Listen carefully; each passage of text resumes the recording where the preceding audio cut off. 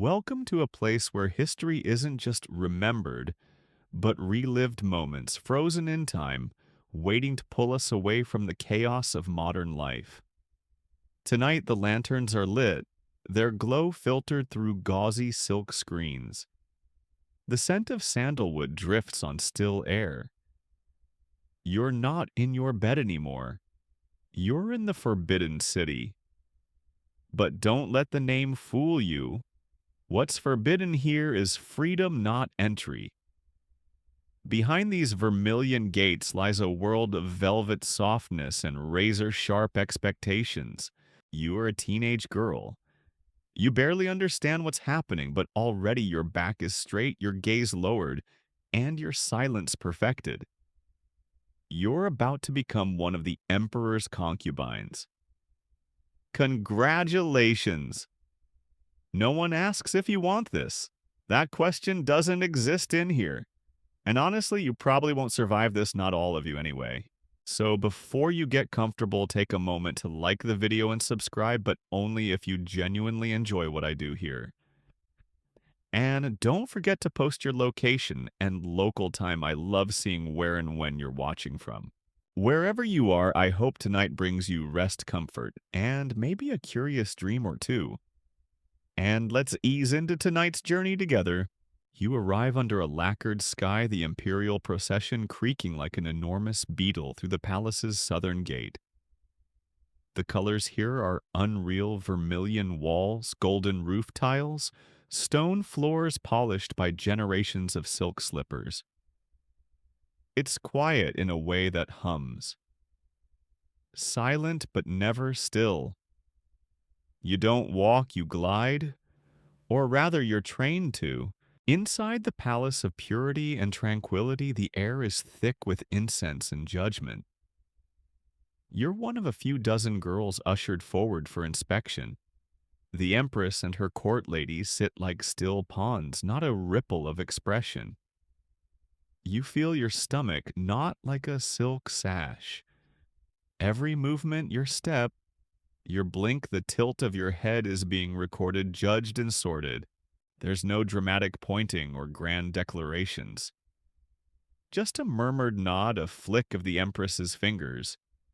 That's it. You've been chosen. Not as a princess, not as a wife, as property. A concubine. Somewhere below the Empress, but slightly above a well-fed palace cat.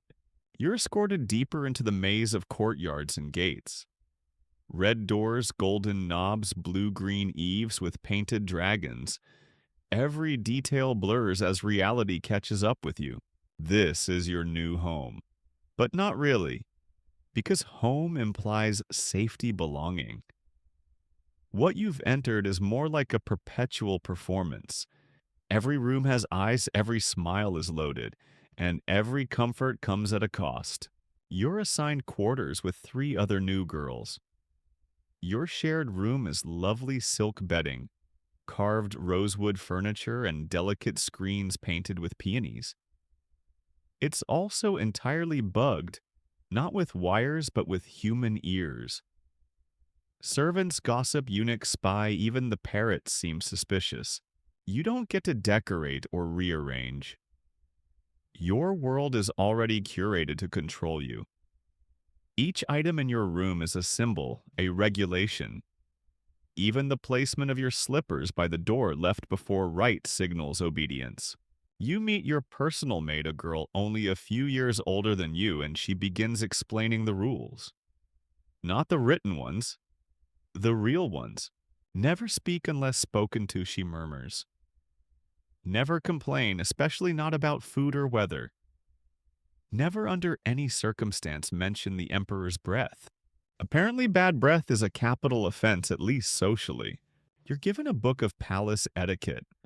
Not to read, to memorize. How to bow at different angles depending on who you're facing. How to greet eunuchs versus court ladies. How to suppress a sneeze with a fan so it doesn't offend heaven. Some rules are ancient, others invented last month. All are strictly enforced. One girl once giggled during a ritual tea ceremony. She's not dead, but no one's seen her in months. She might just be sipping tea in a slightly farther courtyard, or living as a servant in exile. No one knows, and no one asks. You meet the other concubines slowly, always in controlled circumstances, shared rituals, collective prayers, synchronized dance practices. Everyone smiles, but it's like watching a field of cats pretending to be sheep. Every flick of the eye, every murmured compliment feels like a trap door with no bottom. You learn that every concubine is ranked. There are 8 levels. You're at the bottom level 8. You're officially a selected female, like a seasonal fruit, or a moderately appealing jade carving. Above you are dozens of women with years of experience, favored smiles, and sharper tongues. They don't need to lift a finger to ruin your life. One rumor whispered in the right ear, and your meals start arriving colder. Your embroidery gets reassigned to laundry duty. Your scheduled hair oiling is mysteriously forgotten for a week. Your family, of course, is thrilled. Your father is probably telling everyone back home that you're now the emperor's beloved. He might even get a small promotion because of your success. Your mother sends embroidered shoes through the courier service hoping they bring you luck. But they don't fit anymore. Your feet aren't the same size after days of bowing practice. Sometimes at night you hear other girls crying softly behind their bed curtains. You pretend you don't, because if one of the senior concubines hears you being emotional, she might decide you're unstable, or dramatic, or secretly plotting. There's no winning here, only survival. Still, there are small pleasures. The garden near your quarters has a pond filled with golden carp, and when no one's looking, you like to scatter crumbs and watch them swarm. One fish has a scar above its eye. You name it General Lee. You never tell anyone. You also enjoy the scent of the laundry courtyard. Strange, right? But the mix of sun-warmed linen and jasmine soap reminds you of childhood. It's fleeting, but for a few moments, you're just a girl in the sun. One afternoon, you're invited to observe the Empress's procession. You stand at the back, barely breathing as she passes. Her headdress alone weighs more than your entire suitcase. Jewels clink as she glides by like a mythical beast, majestic, unreadable, terrifying. She doesn't look at you, which is good. You're not ready for that kind of attention. Later, you learn that the Empress once rose from level 4 to Empress in just 6 years. Historians still argue whether it was charm strategy or pure luck. Maybe all 3. Maybe none. Maybe she just knew when to look away. That night, as you sit under the flickering lamplight brushing your hair, exactly 100 times, another rule you realize: this isn't a fairy tale. It's not even a tragedy. It's a long, slow test. And every day you're still here, still unpoisoned, still composed, you win. Sort of. You sit in the morning courtyard while palace birds trill above you their song, bouncing off glazed tiles like little gongs. You're trying not to sweat. It's barely past dawn, but already the heat is shimmering above the pounded earth path, and a eunuch is yelling at someone about spilled tea. You are lined up with over 100 other girls freshly imported from noble families all over the empire. Some look like they've been crying. Some look like they've been trained to never cry. And you just try not to faint. The selection ceremony is supposedly elegant. In reality, it's a beauty contest hosted by the Ministry of Rigid Smiles. No talking, no questions, just an endless, humiliating shuffle through shaded pavilions while officials squint at you as if evaluating vegetables at market. You're told to stand to sit, to walk to bow. You hold poses until your knees go numb. Some of the girls have been prepped for years, trained in music, poetry, embroidery, and court etiquette from the age of 7.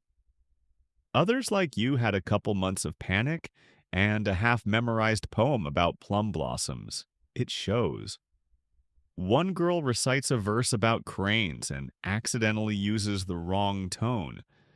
She is politely escorted away by a very polite man with very impolite forearms. You're examined like a vase turned gently this way and that by senior court women who never smile. They prod at your posture, your teeth, your wrists. Your height is measured, your skin assessed for clarity, your voice tested for softness.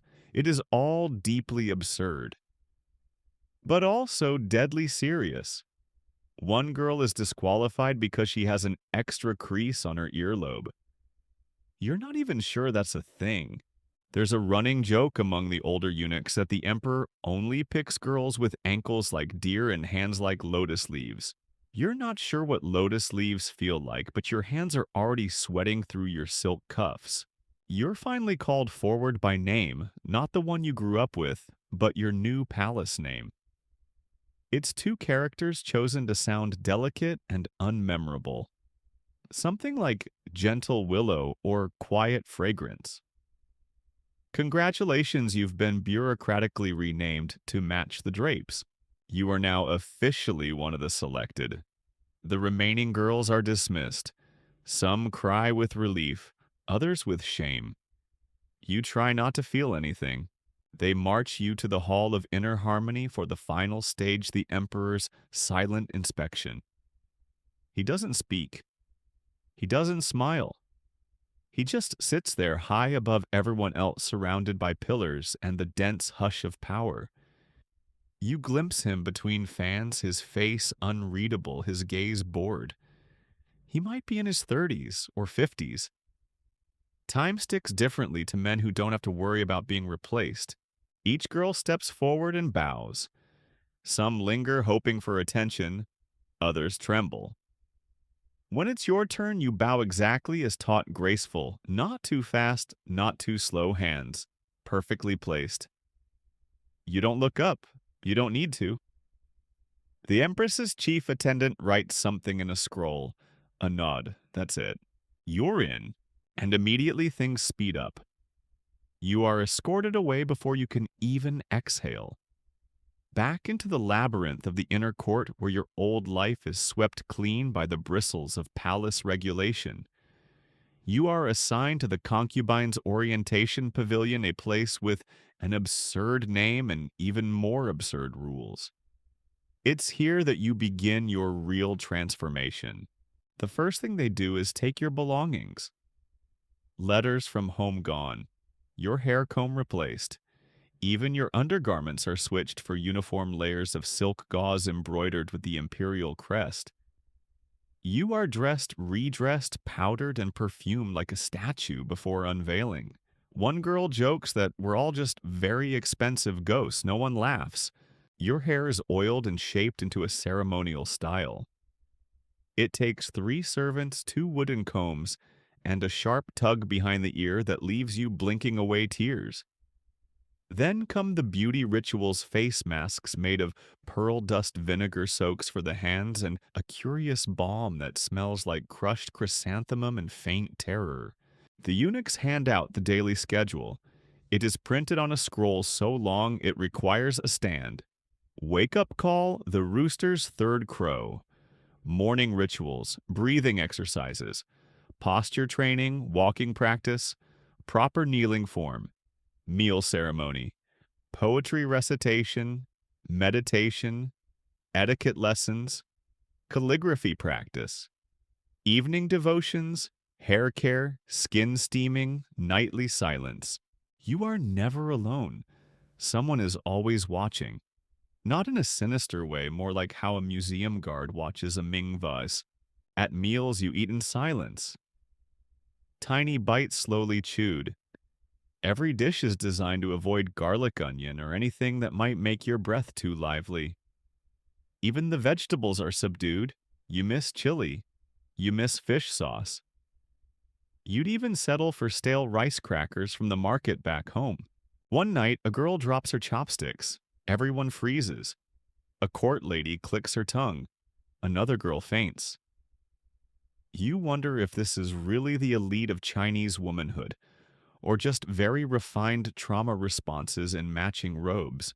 Still, there's something strange, almost addictive about the predictability. Every minute accounted for, every mistake avoidable if you follow the rules. You start to sleep better. You start to bow automatically. You begin speaking less smiling, more shrinking inward, just enough to seem obedient, but not so much as to seem dim. It is a fine line, a dangerous art. You also start watching others. You notice that some girls are already maneuvering for position. A compliment here, a casual remark there. One girl manages to drop a silk handkerchief near the assistant to the Empress's cousin. It's subtle, but you remember her. You also remember that she's suddenly moved into a better chamber the next week. There's one girl, Jade Swan, who becomes an odd sort of mentor. She's quiet, unreadable, and rumored to be the illegitimate daughter of a high official. She gives you two pieces of advice. Never cry in front of anyone, she says, and never fall in love. You nod. You don't understand the second one yet, but you will. Historians still argue whether the entire concubine selection system was meant to elevate the best of China's noble girls or simply stock the palace with beautiful hostages. Either way it worked. You are here. You are beautiful. You are no longer yours. You're told the emperor might summon one of you in the coming weeks, or months, or never. It's unpredictable. That's part of the power. Every girl must remain perfect, ready, glowing with the possibility of being chosen. The cruelest part, most will never be. For now you wait. You smile. You memorize poems about plum blossoms in the snow. You practice walking on grass without making a sound. You become more decorative, more practiced, more watchful. And you wonder, when exactly did you disappear? The mornings begin before the sun dares rise with the cry of a rooster you never actually see, and a loud knock from your attending maid who always seems slightly disappointed that you're still asleep. You shuffle out of bed into embroidered slippers and are met with a tray of tepid jasmine water and a reminder posture first thoughts later. Today, like every day, begins with grooming. But in the inner palace, grooming is a ritual of control, not comfort. 3 servants tend to your face, your hair, your garments. One oils your eyebrows with a tiny brush carved from ivory, while another layers on powdered rice to mute the natural flush of your cheeks. You're not allowed to look flushed unless the emperor causes it. The third tugs at your hair, weaving it into an elaborate knot that's both an aesthetic and political signal, high and sleek for new concubines, braided and pinned for the favored few. They even perfume behind your ears with a tiny ball of cotton soaked in lotus oil. And once they applied a crushed pearl mask so cold, you forgot your own name. But it's not just about beauty. It's training how to appear perfect, to anticipate every glance. The palace doesn't just want you to be beautiful. It wants you to become beauty, to inhabit it. So completely you forget you ever had other qualities, like ambition or opinions. You attend morning etiquette class in the Pavilion of Whispering Pines, which is ironic, because no one whispers and the pines were pruned away decades ago. There, the chief matron drills you on bowing angles 15 degrees, for junior concubines 35 for the empress and 45 if you're ever before the emperor. One girl bows too deeply and nearly faints. No one helps her. You're given a scroll of conversation starters considered acceptable for a future audience with His Majesty. Topics include weather-favorable flowers blooming calligraphy, sublime, and dream symbolic only nothing personal. You memorize them like spells. During embroidery lessons, the instructor swats your hand lightly with a fan if your stitches waver. She doesn't speak, just taps, frowns, and points. You're expected to recreate a phoenix in flight using thread thinner than spider silk. Yours ends up looking like a startled duck. No one says anything, but your next meal is mysteriously short one dumpling. Meals themselves are silent performances. Each bite is taken with deliberate elegance, and you're not allowed to finish everything on the plate.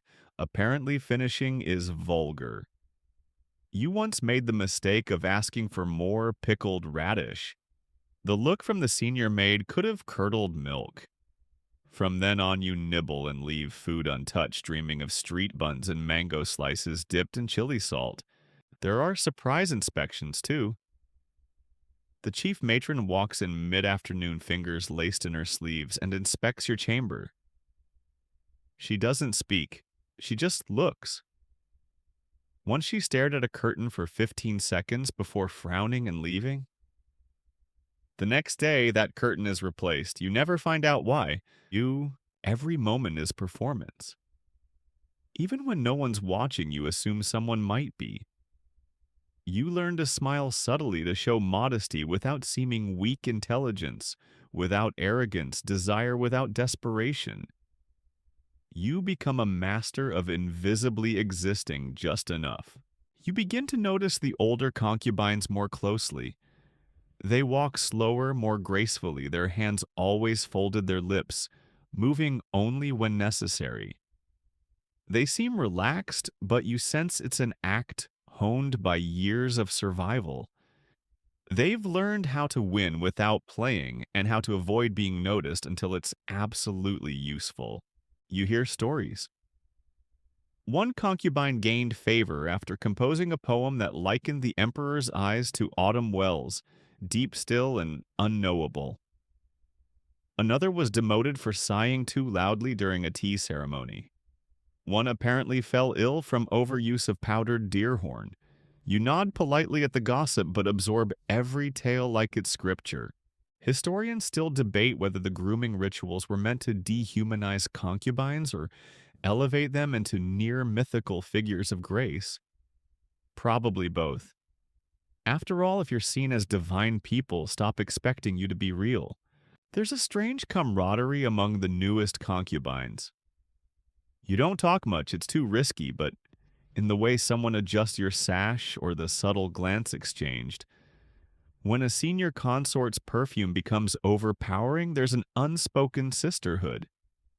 You're all in the same gilded trap after all. Once during tea-hour training, a girl near you fumbles her porcelain cup. It wobbles, then shatters. Everyone freezes. The room goes still as a painting. Then a faint titter from a far corner. One of the favored consorts covers her mouth delicately, pretending it's a cough.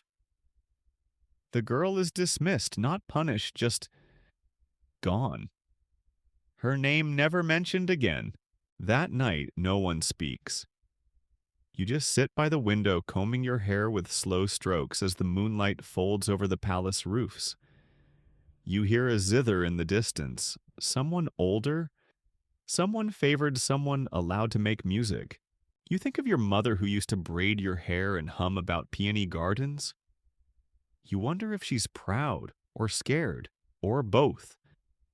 You wonder if she remembers that before all this you loved painting sparrows on scraps of fabric. You haven't touched a brush in weeks. You're not quite sure who you are anymore. The palace has a way of dissolving the person you were into a formula: beauty plus obedience plus proximity are worth. Anything else is excess. Anything else is risk. You begin to dream of strange things. A garden full of whispering bamboo. A staircase that never ends. Sometimes your dreams smell like lotus root soup. Sometimes like ash.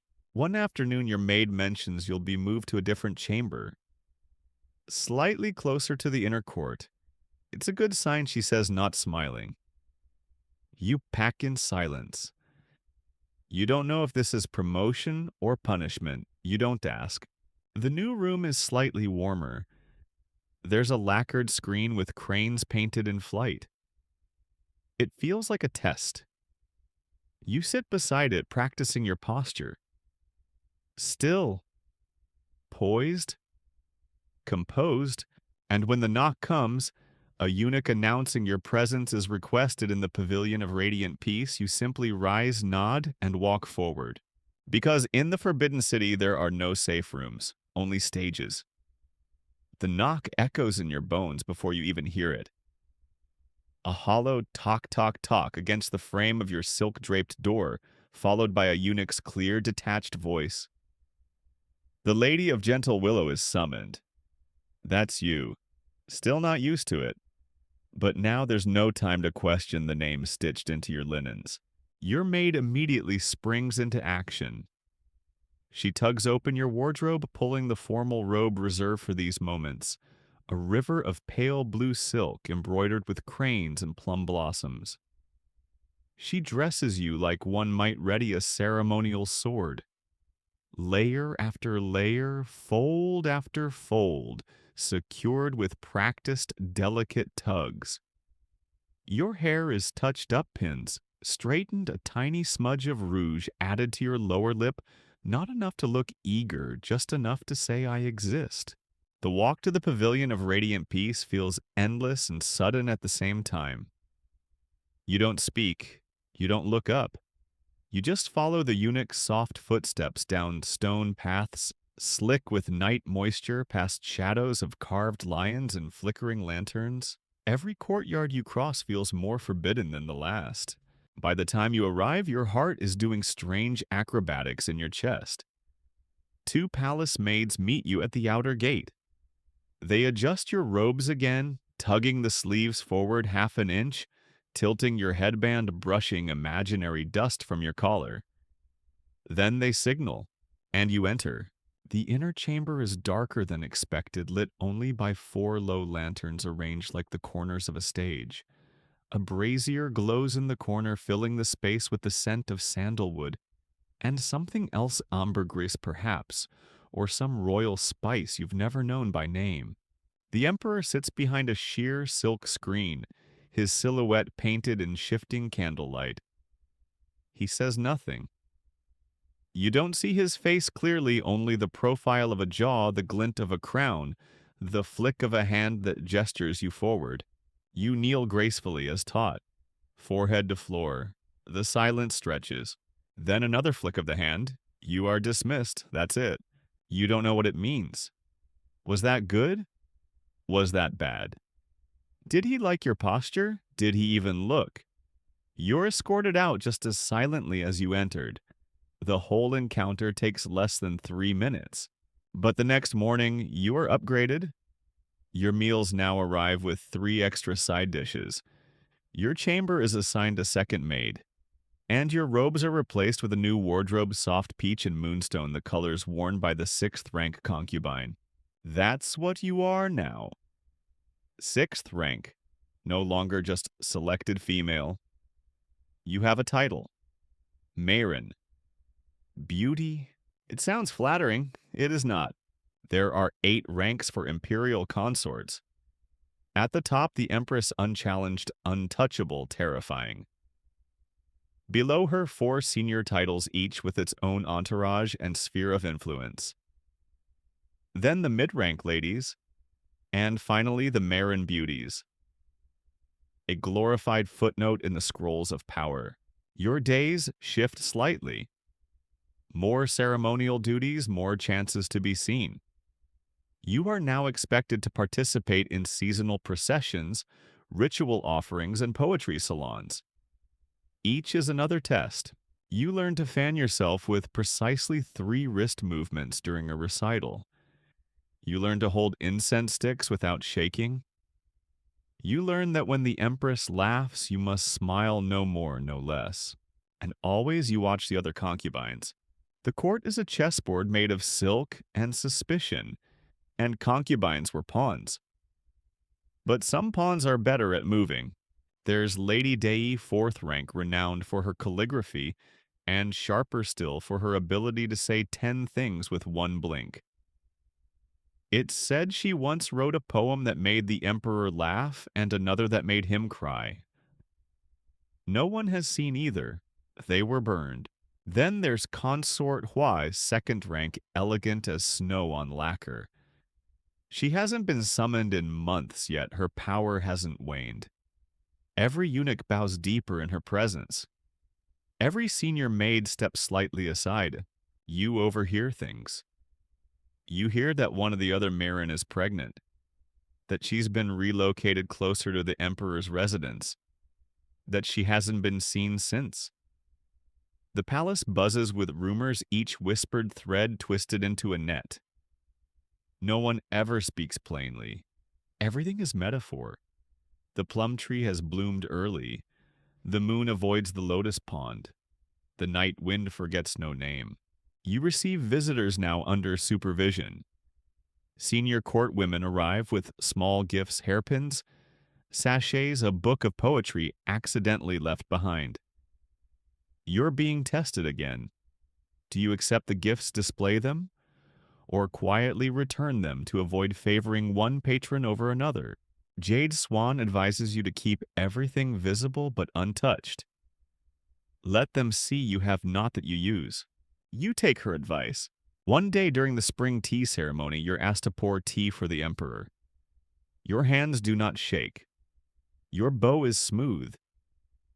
He doesn't look at you, but the chief eunuch nods once, barely perceptible. Later, you receive a small box. Inside, a carved jade comb and a note with 2 words. Chaste radiance. You're promoted again. 5th rank. Historians still argue whether the ranks were based on true affection or just rotation, like favored dishes on a banquet menu. A woman might rise because of wit, because of politics, or simply because the empress wanted her out of the way. With every rise in status, you gain something. Better quarters, more maids, more exquisite robes, but also more rivals, more duties, more opportunities to stumble. Now you are watched by those below you, mimicked by newcomers who hope to rise as you did. And those above you, they don't watch. They study.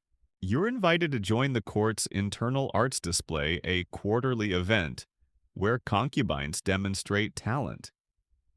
You paint a scene of riverbanks in ink and ash, the brush trembling at first, then steadying with every stroke. When the emperor passes by, he pauses. You don't look up, you just breathe. The next morning, you're gifted a scroll of poetry. Tang Dynasty verses about the moon and longing. The note reads only, "A river's current remembers." Is it from him or another you don't ask? You just hide it beneath the floorboards, beneath the lacquer box that holds your old hair comb, and a dried plum blossom you pressed one silent evening. You start to lose track of time. The seasons pass in a blur of festivals, feasts, and unspoken feuds.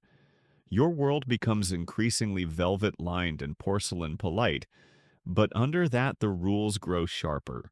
You learn to move slower, speak softer, hide better.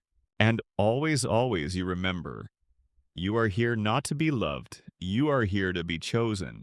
Over and over again, morning mist hugs the stone corridors as you walk toward the Hall of Celestial Virtue. It's a lovely name for a place that serves as an arena. Not for combat, at least not visibly, but for something far more lethal, the quiet war of concubines. You're expected at the Empress's monthly reception. Every ranked consort attends, from the most exalted noble consort to the lowliest guiren. It's the only event where everyone appears in full-rank regalia like exotic birds summoned to the same gilded branch. You've learned to dread these gatherings where every glance is a weapon and every smile hides calculus. The Empress sits beneath a golden canopy flanked by phoenix motifs. Her gaze is unreadable, her posture flawless. You remember the first time you saw her, how mythic she seemed. Now you understand she is less a woman, more a living standard of perfection. When she speaks, the room listens. And when she is silent, the room listens harder. You take your seat near the middle, neither so low as to be invisible, nor so high as to be a threat. That's the safest place to be in the palace, interesting, but not too interesting. It begins with ritual praise. The empress receives odes, poems, embroidered handkerchiefs, gifts from her underlings masked as devotion. You've embroidered a phoenix in silver thread. Your maid insisted. You don't know what it means, but the empress accepts it without comment, which is good. It means you didn't offend her, or worse, amuse her. Then comes the social portion. This is where the real bloodletting begins. One consort compliments another's hairpin. The recipient thanks her but notes innocently that it's modeled after a design popular last winter. A third remarks how refreshing it is that some people aren't obsessed with fashion. A fourth stares at her tea serene as a lake concealing crocodiles. This is where you begin to understand the true nature of palace survival.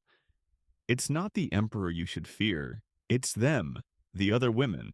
Each is fighting for the same limited resource time. Time with the emperor, time in his memory, time to bear a child who might inherit more than a name. You learn that nothing is off limits. Gossip is currency.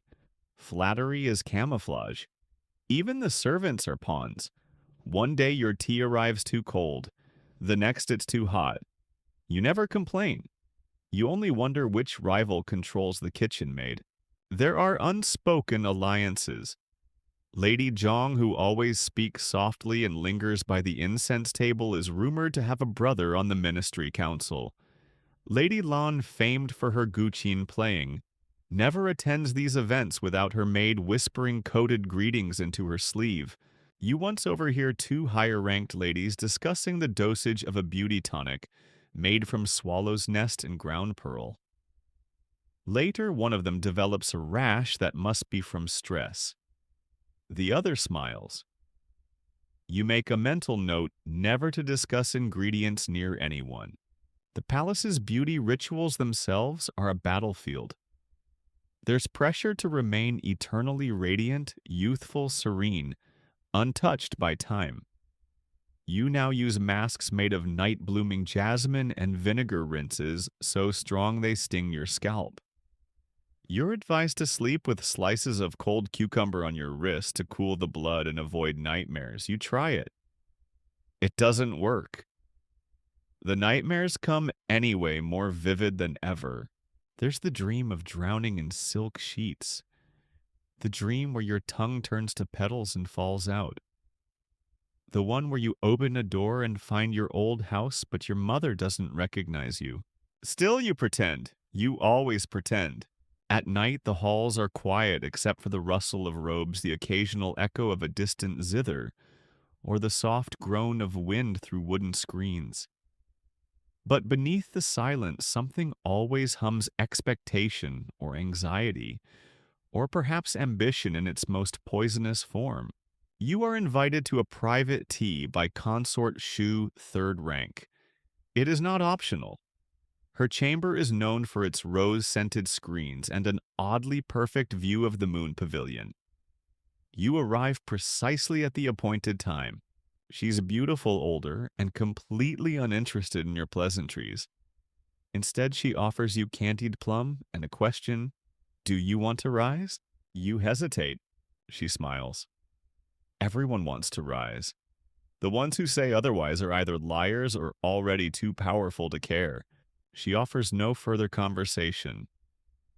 Just a piece of silk with a pattern drawn on it, a motif you later realize is nearly identical to the one the emperor favored in his seasonal robe last year. You embroider it that evening, fingers trembling, unsure whether this is a favor or a threat.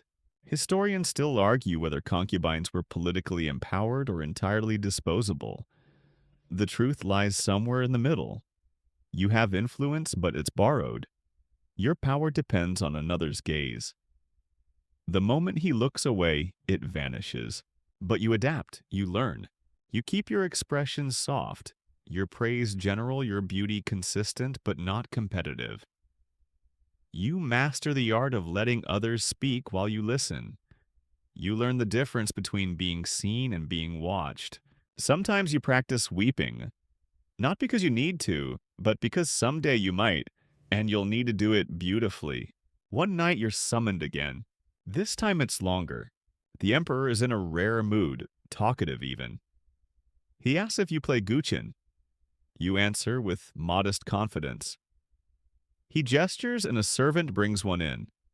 Your fingers tremble, but you manage a song, soft, melancholic, a tune your grandmother hummed during storms. He listens, or at least he doesn't interrupt. Afterward, he says that song was about loss. You nod. He says so you understand sadness. You want to laugh or scream, but you smile instead.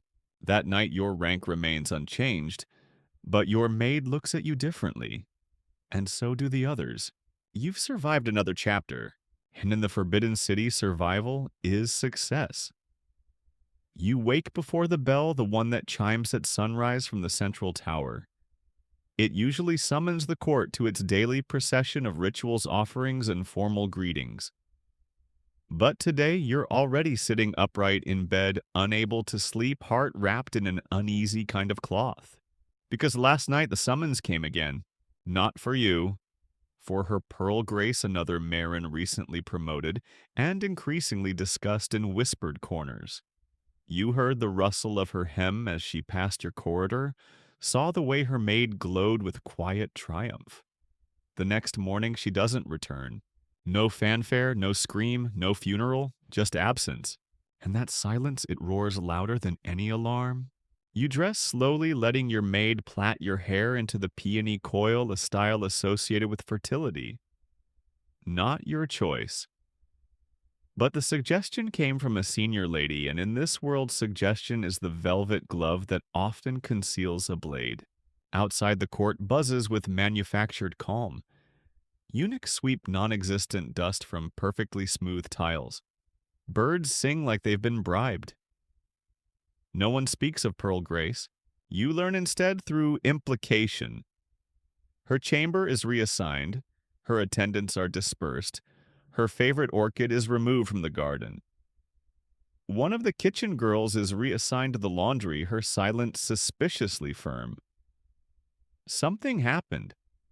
But what? Some whisper miscarriage. Others suggest poison.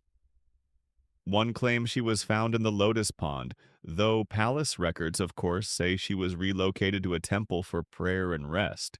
No one says the obvious truth aloud when a concubine disappears. It's often because she became inconvenient. You spend the morning embroidering. It's supposed to be calming, but each stitch feels like a tiny scream into silk. You craft a crane again because birds are safe. Flowers have too much symbolism, and fish invite interpretations about fate. You don't need anyone analyzing your intentions. Jade Swan joins you. She rarely talks, but today she leans in and whispers, "Never eat anything purple unless you saw it picked." You don't ask why, you simply nod. Because poison isn't a story here, it's an instrument. Not theatrical, just efficient, quiet, polite. There's no dramatic showdown, no blood-stained handkerchiefs. Just small decisions, switching bowls, rearranging pillows, suggesting a certain perfume oil. One evening, someone develops a cough. The next, they stop showing up to calligraphy practice. Once you see a maid discreetly swap two identical teacups during the chrysanthemum ceremony. No one else notices. The recipient of the new cup is Lady G, 4th rank, and 2 days later she falls ill. She recovers but suddenly loses Imperial favor. Her quarters shrink, her entourage disperses. You realize favor isn't just gained, it can be surgically removed. Historians still argue whether these court dramas were exaggerated by later poets, but even the driest Imperial archives list dozens of consorts retired to quiet life, transferred to monastery, or more vaguely faded. That word again.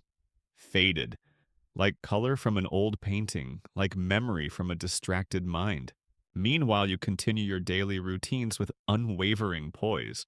At meals, you keep your eyes on your bowl. You don't speak unless asked. You never reach for the second dumpling. You remember which foods the Empress avoids, which robes she favors, and which servant spilled wine once and now scrubs latrines. You also remember Pearl Grace's laugh, bright, a little reckless. She used to braid her maid's hair during rest hour. She said things like, "The Emperor has too many names. I think I'll just call him the Tall One." She played with the rules, bent them slightly, made them almost human. And now she's gone. It hits you hardest during moon viewing.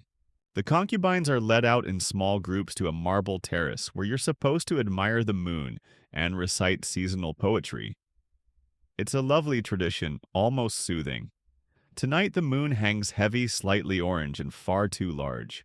You sit beneath it reciting a Tang verse about distance and longing. Your voice is even, your posture graceful, but your stomach is a tight knot, because this is the exact moment Pearl Grace would have nudged you and whispered some nonsense about the moon looking like a rice cake. And now the silence beside you is enormous. The Empress appears briefly, just long enough for everyone to perform a synchronized bow, so precisely rehearsed that even your ankle bones ache from holding the angle. She nods. She leaves. The air lightens a little. Not because she's cruel, but because she carries too much gravity. Later you're summoned to a performance in the Garden of Fragrant Clarity. The Emperor is said to attend. The concubines are seated in a half-moon shape beneath glowing lanterns. Courtesans perform slow fan dances, their sleeves drifting like smoke. You are not dancing, you're watching, being watched. He arrives quietly, barely preceded by announcement. His presence sends a ripple through the group. Not because of what he says very little, but because his gaze carries weight. Tonight he lingers a moment longer on you. You bow, deep, perfectly timed, no eye contact, just deference. Later a servant brings a message the Emperor was pleased. You don't smile, you don't react, you simply nod. This is how you stay alive here. Pleasure must be received like rain, gratefully, silently, without expectation. That night your maid brings you a new silk robe. Pale lavender with plum blossoms, a gift, she says. You don't wear it, you wait until morning, until you see if anyone else received the same. They didn't. You fold it back into its box and place it under your pillow. You dream of a river. Still. Deep. A single plum petal drifting across its surface. You reach for it, but your fingers never quite touch the water. When you wake, the robe is still there, but your chamber feels colder. The palace isn't cruel, not exactly. It simply lacks room for weakness. And you've learned not to break, only to bend, quietly, elegantly, until the storm passes. Nightfall in the Forbidden City is more theatrical than any performance you've witnessed. The lanterns ignite one by one like fireflies obeying a script. The courtyards sigh into stillness, and across the stone floors polished by centuries of slippered feet, your name is whispered. It's a summons. You've never been summoned at night. Your maid doesn't ask questions, just opens the chest, pulls out your midnight robes. Deep blue silk, embroidered with silver clouds and cranes in flight, an auspicious design, or ominous. You no longer pretend to know the difference. As she pins your hair, you notice her hands tremble slightly. You don't comment. It's her job to make you beautiful. It's yours to pretend you don't notice how quiet the palace is right now. You are led through a different set of corridors this time, ones you've never walked. Past the chamber of eternal stillness, the bronze pavilion, past statues with eyes that seem to follow you. The eunuch escort doesn't speak. He walks as if memorizing the number of tiles beneath his feet. You arrive at the Hall of Embodied Blessings, a newer structure built during the previous reign, mostly used for private gatherings. Tonight its doors are open. Light spills out like something molten. You enter, and he is there. The Emperor, This time you see his face clearly more angular than you imagined, tired in a way that silk cannot disguise. He doesn't speak for a long time. You kneel, still, motionless, waiting. When he finally speaks, it's not grand, just a simple question. Do you enjoy the garden behind the incense house? You pause, then nod once, a safe answer. He hums almost to himself. I used to play there. Before all this. He gestures vaguely as if to include the entire empire in that sweep. And then silence. He doesn't call for music or for wine. He just watches the incense curl in the air. After a while, he waves a hand. You're dismissed. Back in your chamber, your maid's eyes scan your face for clues. You offer none. She begins unpinning your hair in silence. But, something has shifted. And the court knows too. The next morning, your chamber receives new cushions. A red lantern is hung by your door sign, unmistakable. You've been with the emperor. It's no longer rumor. Your title changes. You are now a fourth-rank consort. Zhao Yi, it means brilliant companion. It also means target. The other women move around you differently now. Some nod with polite envy. Others look through you like polished glass. A few smile too quickly, too brightly. You feel yourself under a new kind of scrutiny, not just observed, but interpreted. Everything you do now speaks louder. Your hair ornament today? A message. Your poetry choice at the recitation? A tactic. The tilt of your head during the tea ritual? An invitation or a snub? You stop meeting Jade Swan in the garden. Not because you no longer trust her, but because trust is now a liability. Proximity becomes gossip. Gossip becomes danger. And the real danger begins with a whisper. You're pregnant. It starts subtly fatigue that no sleep cures, a wave of nausea during a plum blossom tea, a tightening in your chest when climbing stairs. Your maid notices first. She doesn't say it outright. She simply changes your morning porridge to something blander begins, including lotus root and dried dates on your tray. Old signs, traditional clues. You finally visit the Imperial physician. He nods. Congratulates you in the blandest tone imaginable. You're moved again to the Hall of Gentle Expectations. No one says it, but everyone knows this is where expectant concubines go. And now everything is magnified. Your meals are tested before you touch them. Your bedding is changed daily. 2 midwives are assigned to you. A eunuch patrols the outer chamber like a quiet ghost. But the protection feels like prison, because along with the increased care comes increased scrutiny. The Empress visits, only briefly, but her presence fills the entire space. She stands by the window watching koi swim in the pond below. She doesn't look at you for a long time. Then she says, "Some flowers bloom too early, and the frost still lingers." You bow low and long. When you rise, she is gone.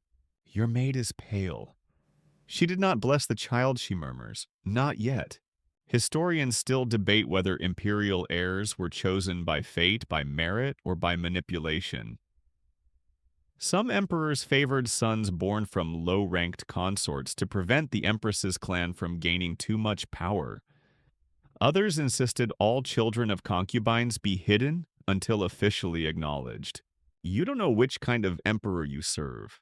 All you know is you are more powerful now than ever before. And more vulnerable. Because not everyone wants your child to be born. One night, your soup smells different. You don't drink it. The next morning, the maid who served it disappears. Her shoes remain by the door. You sleep with a hairpin beneath your pillow. You wake at every sound. You keep a diary writing in circles to hide meaning, drawing birds and trees instead of names. And you pray, to whom you're not sure. The ancestors. The stars. Yourself. You dream of Pearl Grace, her hand reaching for yours, her mouth moving but silent. You wake in tears. And then early one morning it begins. Not the birth, not yet. But the bleeding. Your maid finds it first. A small stain, just enough to terrify. You are rushed to the physician. Potions are brewed. Incense is lit, prayers whispered. You are told to rest, to eat sparingly, to avoid strong emotions, to stop reading poetry. You stop everything and lie there unmoving for days. The child survives. You feel it still like a flicker, a pulse, a hope. But you also feel the shift in the palace. The Empress sends a small box of dried lotus seeds, a symbol of purity, of renewal, or possibly of erasure. You don't open it. You simply sit hands resting on the swell of your belly and listen to the wind rattle the bamboo screens. In the Forbidden City, pregnancy is not a blessing. It is a political event, and you are now both vessel and battlefield. You are no longer spoken to directly. That's the first sign. Courtiers begin referring to you in the third person. Her ladyship requests her ladyship is resting. Her ladyship is progressing well as though you are already halfway gone. A figure behind curtains, someone the palace must speak around rather than to. And still you are watched more than ever. Everything becomes ritual. You are awakened with soft bells rather than knocks. Your chamber is kept warmer than usual. The maids tiptoe as though sound alone could harm the child. A new physician arrives older with long white eyebrows and a voice like sandalwood smoke. He does not speak unless necessary, and even then only to your chief attendant. You are not allowed to weep. That would mean unsettled emotions. You are not allowed to laugh. That might disturb the harmony of your breath. You are certainly not allowed to write poetry. Your brushes are taken. Just until the child arrives, they say, to protect you. You nod, you smile, and you begin writing verses with your fingertip in spilled tea. The weeks pass like driftwood. The garden outside your window blooms and withers and blooms again. You track the seasons by what steamed in your breakfast basket. First chestnuts, then radish, then peach blossoms. The child inside you grows. So does the pressure. One evening the emperor visits. It is not a public visit.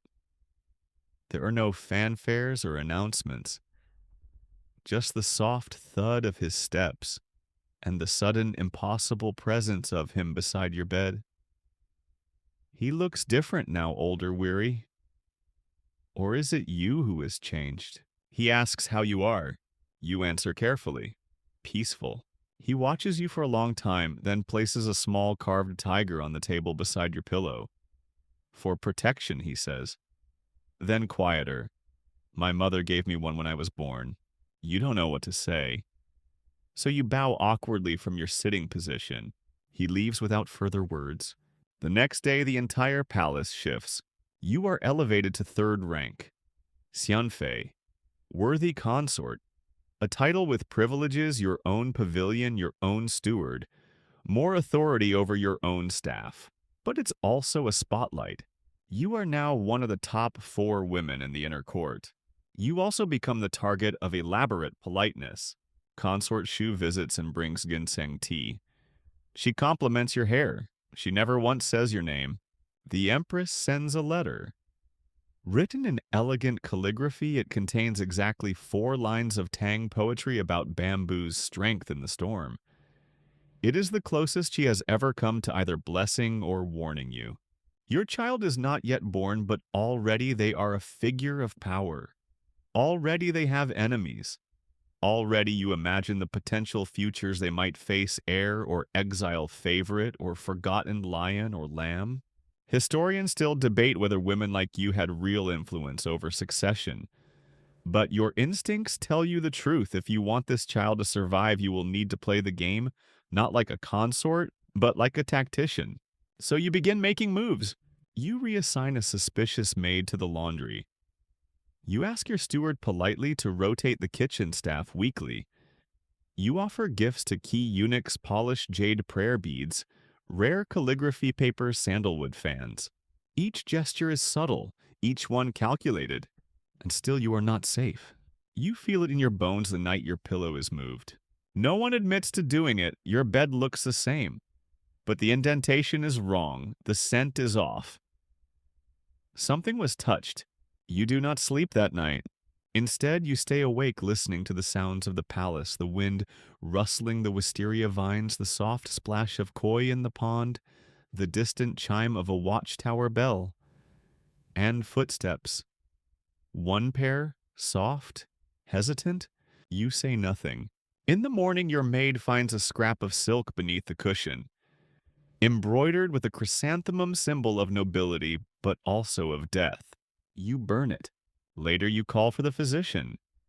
You tell him the child has not moved. He places his hand gently on your belly, then nods. All is well, he says, but his tone is too neutral. You grow colder. 2 days pass, then 3. On the 4th, pain begins. It's early, too early. The court swings into motion like a mechanism built for this exact terror. Midwives arrive. Maids boil water. The incense changes to something sharp. You are moved to a birthing chamber lined with silks and talismans. You have never been more alone. The labor lasts hours, then days. Time fractures into heat and cold waves and cliffs. You bite into a silk cloth to keep from screaming. Your fingers dig into polished wood. You see stars that do not exist. You call out names, your mother's, your childhood friends, your own. And then silence, then crying. Not yours, a new sound. The child is born. A boy. You want to smile. You want to weep. You want to collapse into oblivion, but instead you bow your head and whisper the only word you remember from your grandmother's prayers. The court is notified. The red lantern outside your door is changed to gold. The emperor sends a cloak embroidered with dragons. The empress sends nothing, and you understand why. This child has changed everything, not just for you, but for her. You are no longer simply a consort. You are a mother to a potential heir. But the danger hasn't passed. It's only just begun. You no longer walk alone. Everywhere you go now, if everywhere can be defined as the same 3 pavilions and 2 stone paths, you are accompanied by a cluster of attendants, midwives, stewards, 2 maids, and a eunuch with eyebrows longer than your patience.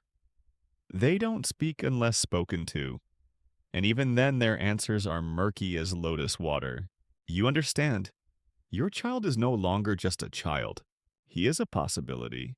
A boy born to a high-ranking consort carries weight.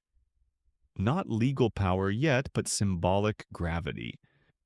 And gravity in the Forbidden City bends everything toward it. Favor, fear, spies. You feel it most at night. Even when your infant is asleep in his cedarwood cradle, the room does not rest. Maids shift softly between corners, refilling lamps, checking blankets, whispering reports to each other. Once you pretend to sleep and catch a steward, brushing a fingertip along your pillow's seam. Measuring something. Checking for hair. Recording how much sleep you get. Even your child's cries are noted. Too often and you might be deemed an unstable mother. Not enough and people wonder if the child is ill. There's no correct volume for royal infancy. You begin cataloging everything: who enters the room, who closes the shutters, who adjusts the incense. You memorize footsteps. A maid from the kitchen favors her left ankle. The night guard hums to himself out of tune. You know your son's face better than your own now.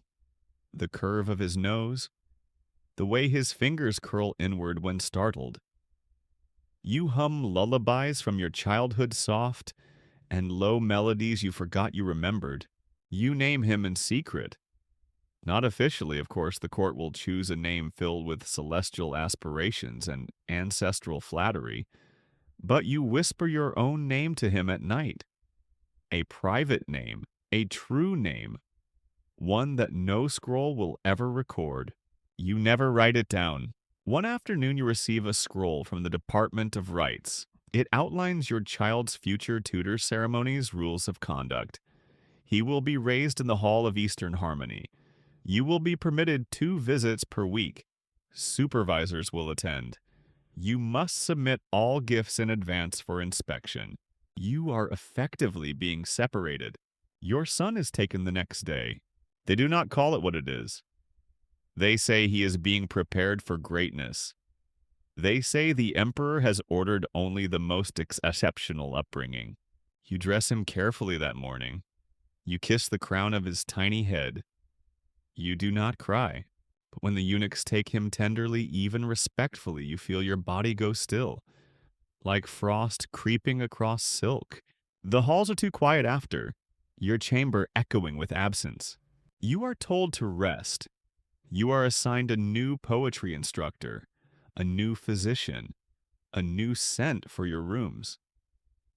Sandalwood is replaced with agarwood, a more mature fragrance, someone says.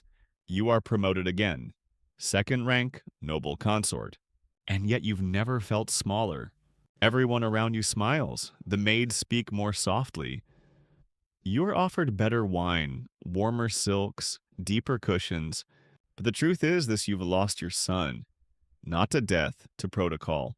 You are allowed to see him twice weekly as promised, but always in the presence of others.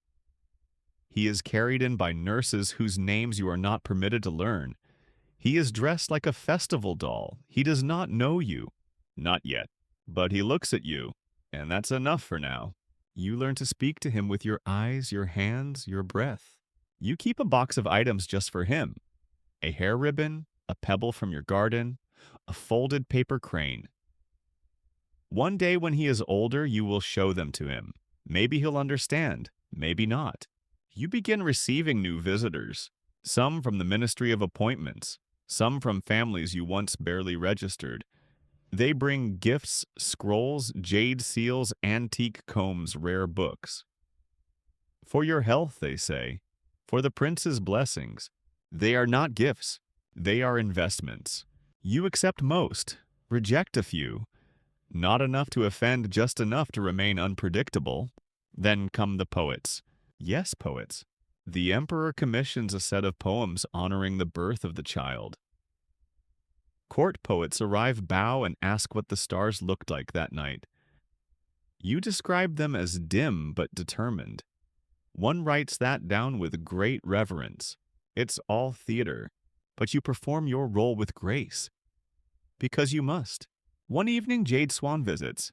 You haven't seen her in months. She looks thinner, but sharper, like something that's been filed. She sits beside you without asking. You're winning, she says. You shake your head.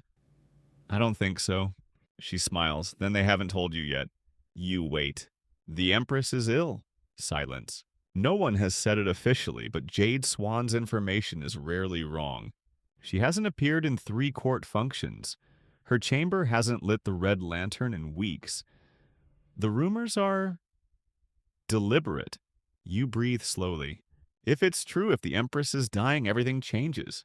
Not immediately, but inevitably. The position of Empress cannot remain empty, and you, mother of a prince, are now dangerously qualified. Historians still argue whether the imperial court truly elevated women based on merit, bloodlines, or strategic convenience. Probably all 3. But most agree a concubine with a living son and the emperor's attention stands on the knife's edge of fate. You begin dreaming again, this time of staircases. Upward, endless, carved with dragons. You climb barefoot, robes dragging? At the top is a door you never open. You wake before dawn, sweating through layers of silk. You kneel before the altar in your room. You light incense. You pray not for power, but for clarity, for safety, for your child to never understand the kind of world you had to survive in. Outside, a magpie lands on the windowsill. A good omen, or a mocking one. Either way, you nod at it. And begin your day. Morning in the palace arrives with an artificial kind of stillness, constructed, maintained, and polished, like the jade tiles beneath your feet. You wake to a different rhythm now, no longer rushed or reactive. Now you are the center of a very delicate orbit. Your title of noble consort carries weight, real weight. You don't merely respond to schedules, you influence them. You select your servants, you approve your menus. You even assign seating for seasonal rituals. But none of this feels like freedom. It's simply a more comfortable cage. The day begins with medicine. A long scroll of tonics, brews, and powders lies rolled out on a lacquered table in your room, detailing your new regimen. Dried goji berries for clarity, pearl powder for complexion, donkey hide gelatin to replenish your blood essence.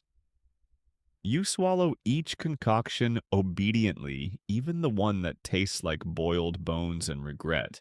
Then comes your beauty regimen, more elaborate now than ever before. Your face is massaged with warm silk balls dipped in chrysanthemum oil. Your hands are soaked in rose petal infusions. Your nails, buffed with powders of ground turtle shell, glint faintly in the morning light. You are not allowed to age, not even slightly. There is a superstition in court that the radiance of a consort influences the strength of her son. So you maintain your glow not for vanity but for politics. You're invited to the court of herbal studies that afternoon, a rare honor. It's a display, of course. The emperor will be there observing, perhaps even commenting. You are expected to appear curious, intelligent, but never overconfident. Knowledgeable but never rivaling male expertise. You memorize flower types, brush up on herbal properties, rehearse 4 flattering questions to ask the royal botanist. You arrive in a soft green robe embroidered with camellias, the color of thoughtful tranquility. You're seated between consort Shu and an unfamiliar Marin with trembling hands. You don't look at either. The presentation begins. Scrolls are unfurled. Dried roots are passed around. A new blend of anti-aging tea is introduced steeped in ginseng chrysanthemum and powdered deer antler. You sip it. It tastes like ambition. The emperor appears midway through the presentation. He says nothing at first, just watches.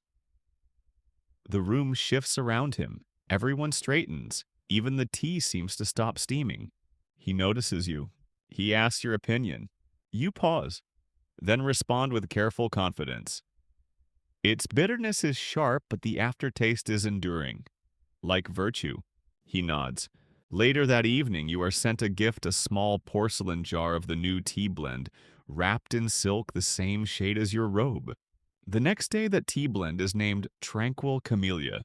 You say nothing, but the other consorts begin watching you more closely. Not long after you hear whispers, the empress has not recovered. She now receives daily visits from temple priests. Her meals are blessed. Her nights are silent. In her absence, the responsibilities begin to shift unofficially but perceptibly. You are asked to oversee the mid-autumn ceremony. This is no small matter. It means managing every detail of one of the most visible court events of the year.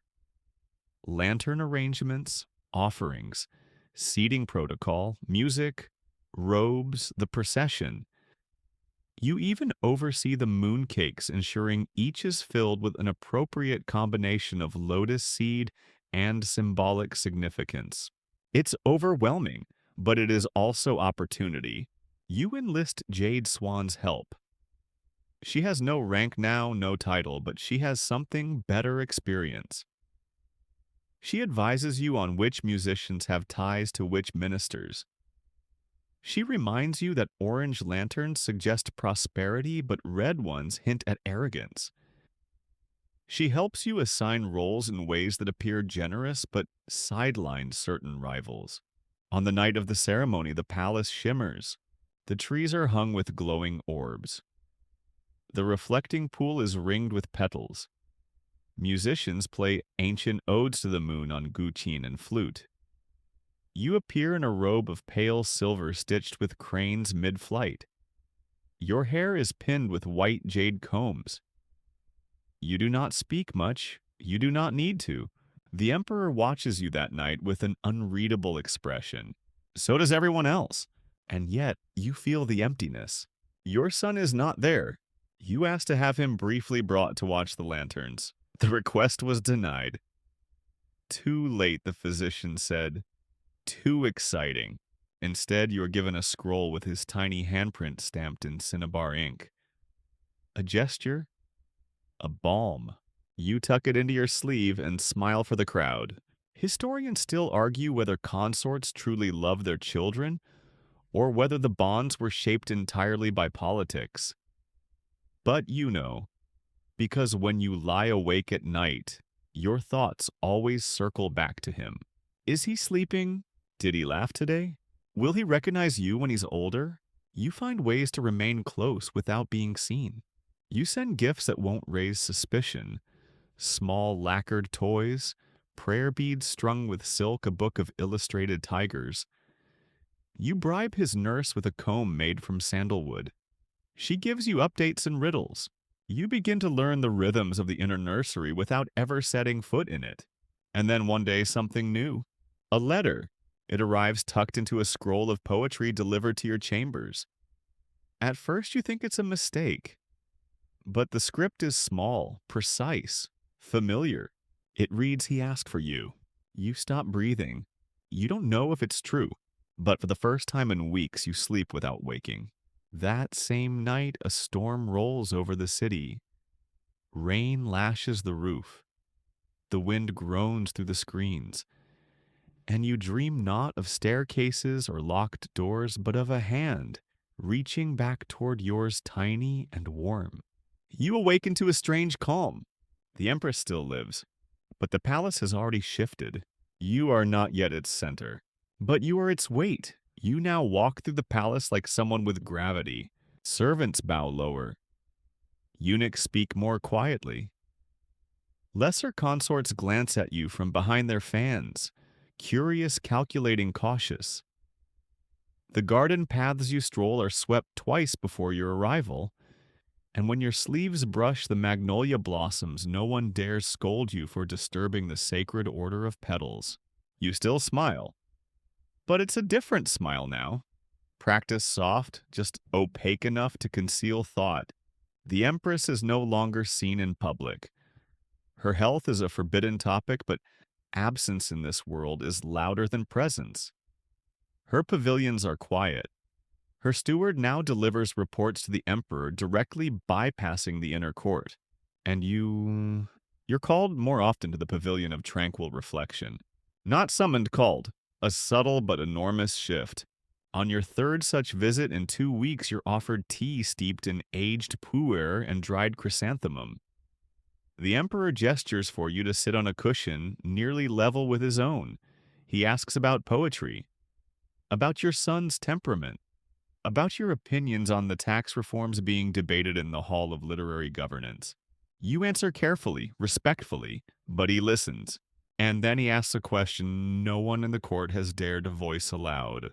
Do you believe a woman could serve as regent should her son ascend too young? Your pulse goes still. You lower your eyes. I believe a mother is the first teacher of any ruler, you say slowly, and the only one who never forgets that he is human. He does not speak after that for a long time. That evening you are sent a small box. Inside is a white jade hairpin shaped like a phoenix with outstretched wings. You wear it the next morning, and all the palace notices. From that day forward, your chambers become a political storm disguised as a sanctuary. Ministers' wives begin requesting audiences. Former allies of the Empress send cautious greetings. The chief matron arrives with a revised etiquette schedule in case of ceremonial updates. You understand what she means. The possibility of elevation. The title of Empress. You do not speak of it, but you feel it stalking the edges of your existence like a tiger behind silk screens. Historians still argue whether any woman wanted to become Empress or whether it was simply a crown thrust upon them. It meant authority, yes, but also pressure, exposure, enemies. An Empress could fall faster than any other woman in the Forbidden City. And if she fell, she would not fall alone. So you move cautiously. You start auditing your staff. Quietly, without blame. You rotate your maids. You assign your steward new responsibilities far from your son's quarters. You replace your herbalist with one trained in both medicine and silence. Then one night you hear something you weren't meant to hear. You're walking back from a private prayer ceremony when your maid trips and you pause near a side corridor. Two servants, perhaps not knowing you're so close, speak just beyond the moon gate. She said it herself. The Empress can't stand not without help. Then why haven't they? Because she knows something, something that keeps her alive. Like what? A pause. Something about the noble consort. Your blood turns to ink.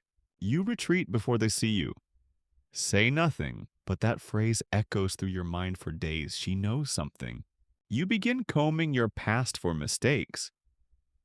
Could the Empress have uncovered the letter from your son's nurse? The secret bribes. The note you slipped into the prayer scroll during the solstice. You think of Pearl Grace, of others who vanished not because they failed, but because they were seen. You tighten your circle further. Jade Swan notices. You're shedding petals, she says quietly, preparing to bloom. You don't answer. Instead, you make an offering at the ancestral shrine, a bundle of red silk, a pair of hairpins, and a single line of poetry written in water on stone. Let the future come as rain, not fire. That week, the Empress finally speaks. A single command issued through her steward, the Lady of Virtue, is to attend her. You. No one calls you that title, not yet. But the message is unmistakable. You prepare carefully. You wear white, not mourning white, but dove gray edged with pale gold. A signal of humility and restraint.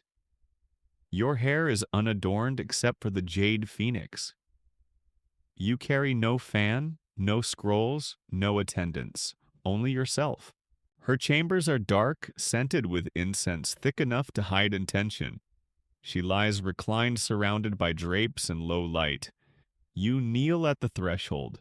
She does not rise, she does not gesture. I remember when you first arrived, she says. Her voice is thin but sharp. You bowed too quickly. Your shoes were dusty. You remained silent. I was told not to worry about you, she continues. That you were quiet. That you wouldn't last. Still you do not speak, but I know better than to underestimate quiet things. She sits upright slowly, painfully. A maid rushes to assist. She waves her away. I asked you here for one reason, she says. To tell you this, the Emperor has a temper. And a memory. He forgets insults, but never disloyalty. You nod. Thank you, Your Majesty. She closes her eyes. I never wanted this, she murmurs, but I held it. And that's what matters. You leave without being dismissed, and that night you sleep without dreams. The next morning, a red lantern is lit over the Empress's chambers. And the morning after that, it is gone. The court enters mourning, but only for a moment, because the Emperor does not delay, and the phoenix robe is prepared. They wake you before the sun, not gently, not with the soft knock of a maid or the rustle of morning incense. No, today it's the deep, deliberate knock of Imperial protocol, the one used when history is changing and someone is expected to act like they aren't terrified. You sit upright, breath shallow. Your maid bows low. It has been decided, she says, eyes flicking to the lacquered box on the table, the one embroidered in gold, with phoenix wings. You've seen it before, but only in ceremony from a distance, handled with silken gloves. Now it is here, in your room, waiting for you. You nod once. Then the machinery begins. First the cleansing. Your attendants strip away every trace of sleep, of humanity, of fear. Your hair is soaked in chrysanthemum water. Your skin powdered with crushed pearl. Your lips painted with a mixture of safflower and coral dust. You're dressed in the first of 3 ceremonial robes, sky blue silk for clarity of judgment, then scarlet for imperial strength, then finally gold so heavy it takes 2 people to lift it onto your shoulders. The phoenix robe, real gold thread weighs it down. Its embroidery ripples with thousands of tiny stitches, feathers, flames, clouds, talons. When you breathe, the robe does not move. You feel like an artifact. You are led in silence to the hall of supreme harmony. The emperor is already there. He wears mourning white trimmed in black, a contradiction to the pomp. His expression is unreadable. He does not look at you until the very last step. When he does, it is not a gaze of love. It is acknowledgement, the same way one acknowledges an earthquake. You kneel.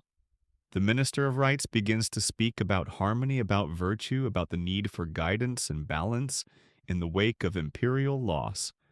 His voice is loud, even rehearsed. His scroll trembles slightly. You say the words as taught. You rise when signaled. And you are empress. Just like that. There is no parade, no thunder, just paperwork incense and the quiet recoil of everyone else in court as they process what this means. The other consorts bow lower now. Some do so with grace, others with poison in their hearts. A few don't rise again until your attendants give the signal. You walk back to your chambers now, the empress's quarters, with the pace of someone balancing a tower of porcelain on her head. Inside, everything has changed. The floors have been scrubbed again, the furniture rearranged according to a new diagram. Your food will be tasted by 3 people now. You are assigned 2 secretaries, a poetry advisor, a calligraphy reviewer, and a ceremonial speechwriter. You no longer see your son whenever you wish. That is the cost. Because you are not just his mother anymore. You are mother of the nation. Historians still debate the political significance of your appointment. Some say it was strategic, a way to stabilize the court after the previous empress's illness. Others claim it was sentiment that the emperor finally saw in you a worthy partner. The truth is, no one asked you, but you carry the role, and you carry it well. You begin hosting audiences with the inner court council. You review petitions from consorts, servants, abbots, and governors' wives. You approve seasonal robes, festival budgets, and spiritual offerings for entire provinces. But most importantly, you watch. The palace believes it has seen your final form. It hasn't. You use your power softly, like a fan on a summer day. You give out robes to consorts who once ignored you. You honor the Empress Dowager's lineage in every speech. You quote poetry from obscure scholars favored by older ministers. And you praise the emperor with exactly the right amount of restraint. Your son visits less frequently, but each time he does, he speaks more. He remembers more. He laughs now. He calls you Muhu Mother Empress. You save every sound in your memory. One night, you return from a meeting of the palace treasury to find a new scroll on your table. It's unsigned, written in a delicate, unfamiliar hand. It reads, "A phoenix does not rise by fire alone. She rises because she remembers how to fall." You burn the scroll, not because you fear it, but because you already know with elevation comes danger of a higher order. The outer court begins watching you now. Ministers debate quietly about your lineage, your influence, your son. Some send veiled messages. Others withdraw favors. One prominent noblewoman who once offered you sandalwood from her family shrine now sends her apologies for exhaustion when invited to tea. Your position is official, but your power must still be proved. So you act. You visit the orphan widow's shelter on the 1st of every month. You sponsor a reading room for palace servants. You call on the head of astronomy and inquire publicly about celestial omens for a year of peace. You let the emperor see you balancing grace and governance. And he allows it. More than once he consults you privately, asks your opinion on trade routes, on the harvest taxes, on temple donations. He listens, then changes the subject to your son, then stops. As if remembering that you are no longer just the boy's mother, you begin drafting a new court ritual. One that honors not just past empresses, but the unnamed concubines who birthed emperors but were never crowned. When presented to the emperor, he raises an eyebrow. You intend to praise ghosts. You bow. I intend to remember them. He does not object. That night, the lanterns outside your chamber burn later than usual. You sit at your desk, fingers stained with ink and sandalwood smoke. Outside the moon rises, not full, not new, somewhere in between, like you. Still rising, still dangerous, and very much alive. The robe never comes off. That's what it feels like anyway. Not the literal robe, the golden phoenix garment with weighted hems is stored in a sandalwood chest wrapped in red silk. No, it's the invisible robe. The one stitched from glances, expectations, and centuries of imperial precedent. The robe you wear even when you sleep, even when you try to dream. You've been empress for 2 months, long enough to realize that power doesn't feel like thunder. It feels like glass glistening dangerous and cold against your skin. You move through the palace not as a person but as an extension of the dynasty, a walking emblem, a holy metaphor with perfect posture. The emperor visits you more often now. Not every night, not even regularly, but more. Sometimes he speaks. Sometimes he simply sits eyes closed as if your presence is a balm against the headaches of empire. Once he brings a poem, a new one, not from the official scribes, from himself. A woman who burns incense sees further than stars. Her silence a book I cannot read. You do not respond, but you place it in your drawer beside your son's first rattle and the hairpin you no longer wear. The palace treats you differently now, more rigid, not more kind. Servants bow so low they risk nosebleeds. Eunuchs avert their eyes when they speak. Maids recite rules before they answer questions. You are not surrounded, you are isolated. And that's how she finds you. Not literally, she's dead after all. But one day as you walk the hall of echoing jade, you pause at a painting recently restored. It shows Empress Wu, the infamous one, the only woman in Chinese history who sees the throne in her own name. Her eyes look amused, or perhaps it's the faded brushwork. Historians still argue whether she was a genius or a tyrant, says Jade Swan, who has appeared beside you as if conjured by incense smoke. She ruled longer than most men, you reply. That doesn't mean they forgave her. You walk in silence for a while. Then she adds, don't wear the crown too tightly, it strangles. You consider this. Later that week, you receive word that the Minister of Punishments is petitioning for harsher laws regarding concubine conduct, specifically their communication outside the palace. You read the proposal twice. It's not about morals, it's about control. You veto it. Officially, it's couched as a concern for fairness and court harmony. Unofficially, it's a signal. The minister sends a gift, a box of rare calligraphy paper. Blank, you return it. Then you make a public appearance at the Interweaving Bureau praising the concubine's contributions to ceremonial garments. You call their work woven devotion. It is not a war. It is a warning. You begin holding weekly salons. Not the glamorous kind, quiet ones. Cultural. Measured. You invite poets, widows of court officials, retired consorts, even the Empress Dowager's former attendants. You discuss art, literature, music. But under the fan flutter and tea steam, you are building something much larger. A network, not of loyalty, loyalty is brittle, of memory, of shared history. And memory in the palace is sharper than a dagger. One of your salons introduces a forgotten poem by a concubine from the Tang dynasty.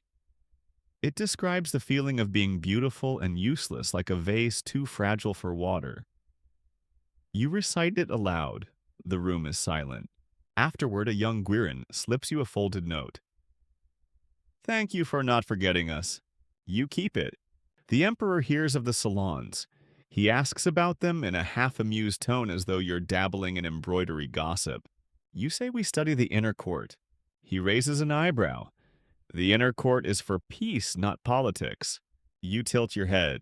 Then peace is what we study. He says nothing more. But the next week, the palace librarian delivers a stack of scrolls about Empress Lu Ji, another infamous name, another powerful woman, another unsolvable riddle in the Empire's long scroll. Your son grows. He is 5 now, still too young to understand what surrounds him, but old enough to echo phrases like "in accordance with the ritual" and "may his majesty flourish." He writes his characters carefully. He bows more deeply than other children. He is watched, measured, assessed. You are granted an hour with him each week in the plum garden. Always supervised, always brief. But each time you find ways to connect, you bring a different flower each visit. He names them. You nod solemnly even when he gets them wrong. You press them between the pages of a private book one he doesn't know exists. You begin to see yourself in him. Not the way he looks, the way he pauses before speaking, the way he watches others' reactions, the way he already knows that being born in the right place does not mean being free, and it terrifies you. Because you know what happens to clever people in gilded cages. One evening you are summoned. The emperor sits alone, sipping wine, not wearing his crown. You sit beside him uninvited. That, too, is new. "I dreamed of the sea," he says. You say nothing. "I've never seen it." Still you wait. "I thought being emperor would mean more, that I'd feel above all this." He doesn't gesture to the palace. He gestures to himself. "I am the center of everything, and yet I vanish in every story." You sip your wine. "Then let me be the historian," you say softly, "and I won't forget you." He chuckles, then grows quiet. That night he stays, not in the ceremonial way. He falls asleep beside you, arm draped loosely over your waist like a boy exhausted from pretending to be a god. In the morning he's gone, but a scroll remains on your table, a decree unfinished, unsigned.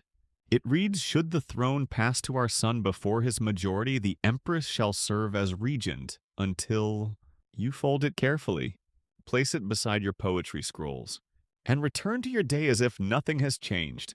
Because in the Forbidden City, change is always invisible. Until it isn't. Autumn arrives as a whisper in the Forbidden City. Not with leaves crunching underfoot. There are no dead things in the Imperial gardens, but with a change in light.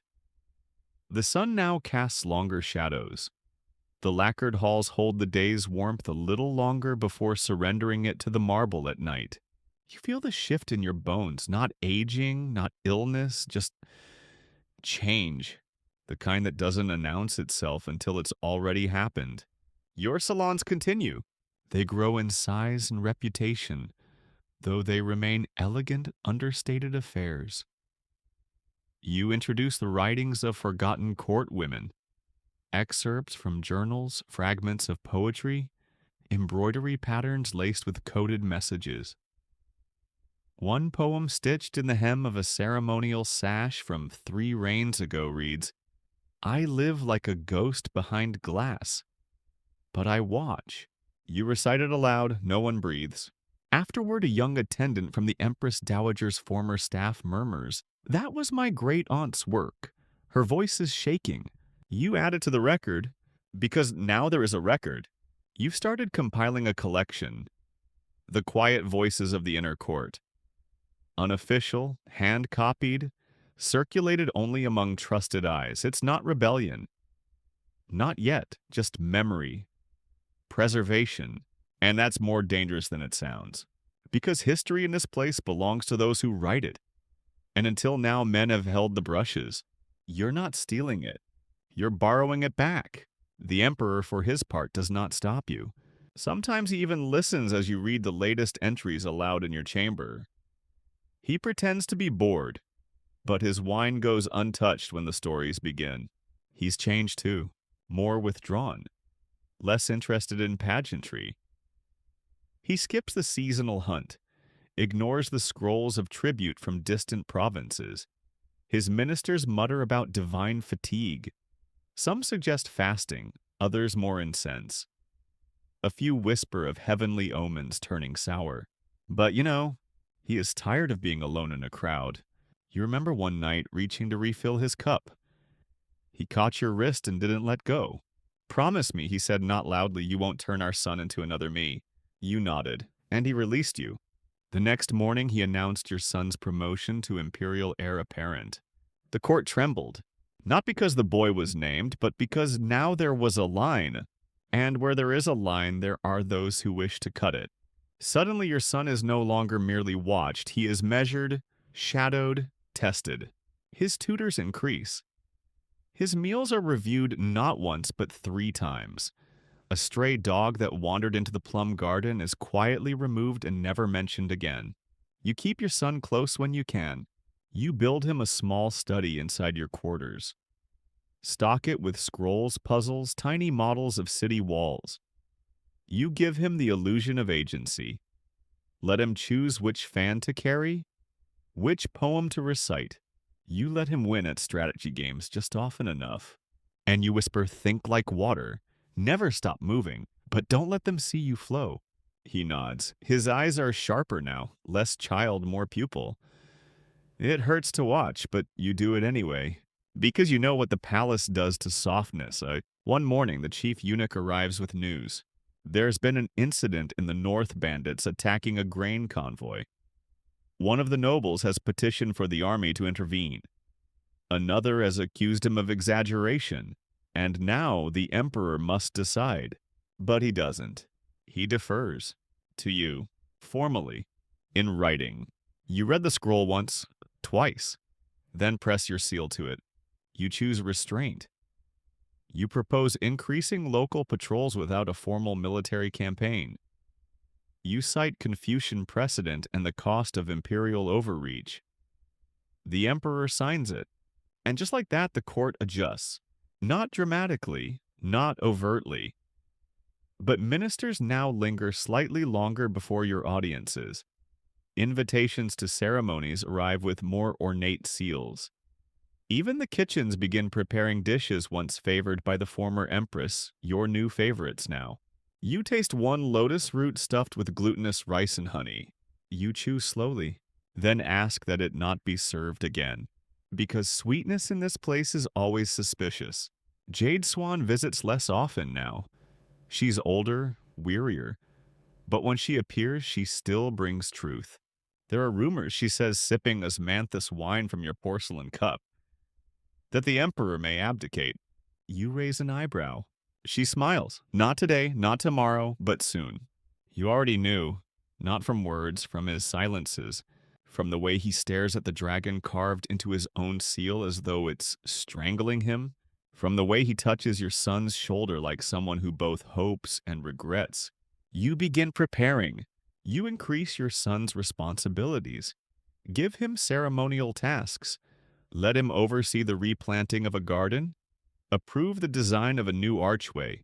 Then you teach him how to handle disappointment. You reject his first proposal for a poetry wall in the main plaza. He sulks. You say if you cannot endure being ignored, you cannot endure the throne. He says nothing, but the next day he brings a revised plan. It is better. You allow it. Historians still argue about the transition that followed. Some say it was peaceful, others that it was orchestrated years in advance. Some even suggest it was your idea all along. You never confirm any version. Instead, you keep writing. Your collection grows. You add stories from old nannies, from maids dismissed without ceremony, from concubines who never bore children and were buried without names. You write your own story, but not under your name. You sign only one who watched. And one morning, when the emperor hands you a scroll declaring his intention to withdraw into semi-retirement, to pursue contemplation in the Western Pavilion, you do not flinch. You bow. And when your son ascends the steps of the dragon throne a week later with steady steps and silent eyes, you do not cry. Because you are no longer mother. You are regent. And the robe tightens again. You thought empress was the end game, the highest point. The top step on a stairway carved from silence and silk and decades of waiting. But now seated beneath the soaring beams of the Hall of Central Governance, holding the jade scepter of state, you realize there's still further to climb, or further to fall. You are now regent of the celestial throne, not in name only, in practice, in breath. Your son wears the crown, yes, and the court bows to him. But they turn to you for decisions, for rulings, for permission. And so begins your second reign. Your new days are longer, your new nights shorter. You rise before the bronze bell sounds dressed not in fluttering gauze and decorative jewels, but in layered robes of somber authority, indigo, and silver trimmed with symbols of longevity and wisdom. The phoenix is still there, but subtler now. Less firebird, more mountain. Your first audience each morning is with the Council of Ministers. They bow lower now. Their questions are slower, more careful. They present scrolls with excessive bows, each footnote a landmine. You read everyone. Twice. Not because you mistrust them, though you do, but because you know that in this position, perception is truth. You respond without hesitation. You quote ancient laws and reinterpret newer ones. You say, let it be done the way one might say, breathe. You are exactly as calm as you appear. Behind the scenes, it is messier. You oversee rice shortages in the southwest, a border skirmish in the northeast, an epidemic in the prison district near the river. You dispatch envoys. You review ledgers. You approve shipments of grain, but only after triple-checking the carriers. Nothing leaves the city without your approval, not even sorrow. Your son is 10. He studies harder now, recites Confucian texts not like a child showing off, but like a student sharpening a sword. He consults you often, but only with questions that can be answered in public. In private, he asks about poetry dreams and once what happened to the previous empress. You say only she was not forgotten. He never asks again. The court is shifting around you like ice cracking on a winter pond. You hear everything. A junior minister whose cousin married a merchant's daughter has started whispering about decentralizing power. A retired general's son wants to reassert masculine clarity in court affairs. You receive both reports on the same day. You do not respond. You wait. And then one evening you send gifts. To the general's son, a scroll on the virtues of female regency in ancient Silla. To the junior minister, a porcelain inkstone engraved with the words, "Clarity is not the same as control." Nothing more is said. Historians still debate whether your regency was marked by clever manipulation or quiet brutality.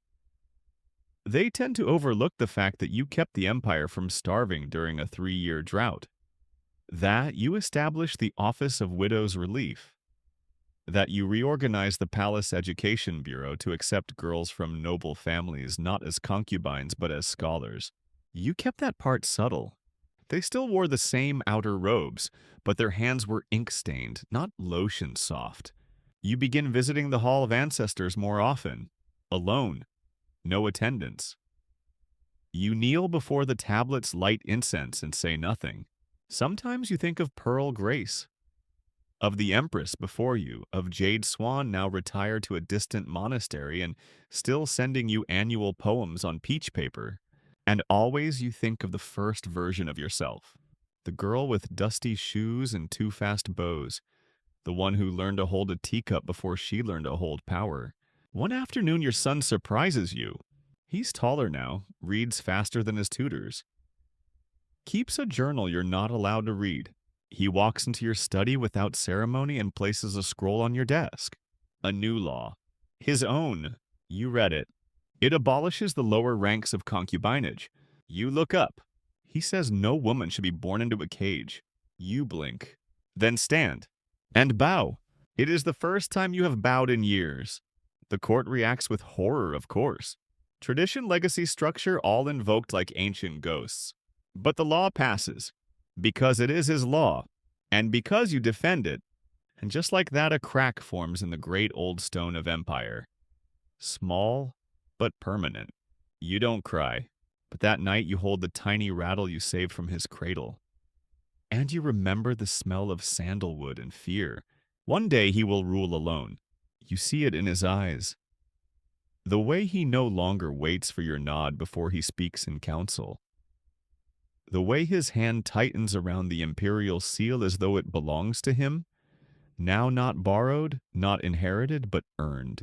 You feel no sorrow, only pride, only breath. You begin stepping back, subtly, deliberately. You defer to him in smaller matters. You let him resolve disputes you could easily settle. You ask his opinion on ritual schedules even when you know the answer. And eventually he notices. He asks, "Are you preparing to leave?" You smile. "I'm preparing to watch." Because that is what a regent does when the time is right. She watches the kingdom move without her. Not in mourning, but in motion. Winter blankets the palace in a hush so complete it feels like even the dragons carved along the roof lines are holding their breath. Snow collects in neat curves along the eaves. The pond in the plum garden freezes to stillness. Frost trims the stone lions, and you can hear the crunch of servants' footfalls all the way from the outer courtyard. The cold makes everything quieter but not simpler, because now your work is not about ruling. It's about letting go. You start by adjusting your schedule. Fewer appearances at council, shorter audiences with ministers. You still review the grain tallies and oversee the spring planting plan, but now you give final approval only after your son has given his. He notices. He doesn't speak of it, but he begins dressing earlier, speaking more slowly, pausing before answering advisors. One day you see him take tea with the delegation from the western provinces. He does not look to you once. And when they bow upon leaving, they bow to him, not you. You return to your chamber that night and find yourself staring at the phoenix robe in its silk-lined chest. You do not open it. You simply rest your hand on the lid. The emperor, your son, invites you to dinner one evening. Informal, no ceremony, just mother and son. The last time you sat like this was years ago when he was small enough to swing his legs from the bench and too young to understand why your hair was always pinned so tightly. Now he speaks as an equal. "Have you considered leaving the capital?" he asks gently, "retreating to the summer palace?" You smile. "I've considered retreating from many things." He waits. You sip your tea. "I'm not gone yet," you say. "But you know, and so does he." You begin delegating more. You approve a final draft of the quiet voices of the inner court now, to be copied and archived in the Imperial Library. You ensure the calligraphy is perfect. The cover's bound in silk so pale it catches candlelight like memory. You write a foreword, not under your name, simply "She Who Remembered." Your final salons are small affairs, only trusted attendants. You read stories not of power, but of lives a maid who once stole a dumpling and regretted it for a decade. A concubine who embroidered her husband's name into the hem of a robe no one ever saw. A eunuch who sang lullabies to himself in the laundry courtyard. One girl weeps. You do not stop her. The ministers bring fewer scrolls now. The court no longer pauses when you pass.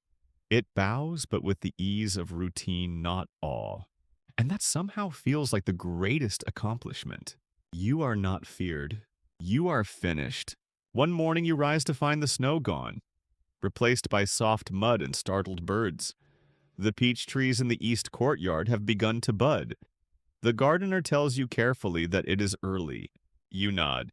Spring always comes when it's ready. That afternoon you visit the emperor's pavilion. Your son greets you with the ease of someone who has never known you as powerless. He shows you a new ritual robe, one he designed himself, lighter fabric, fewer layers embroidered with clouds and mountain peaks. You run a finger across the sleeve. You've made the skies softer, you say. He smiles. He asks if you will remain through the season. You answer by rising.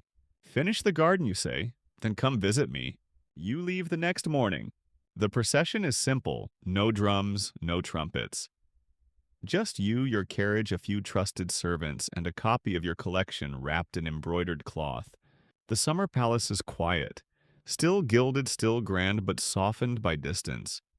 You walk each day, read, write. Sometimes you hum old lullabies to no one at all.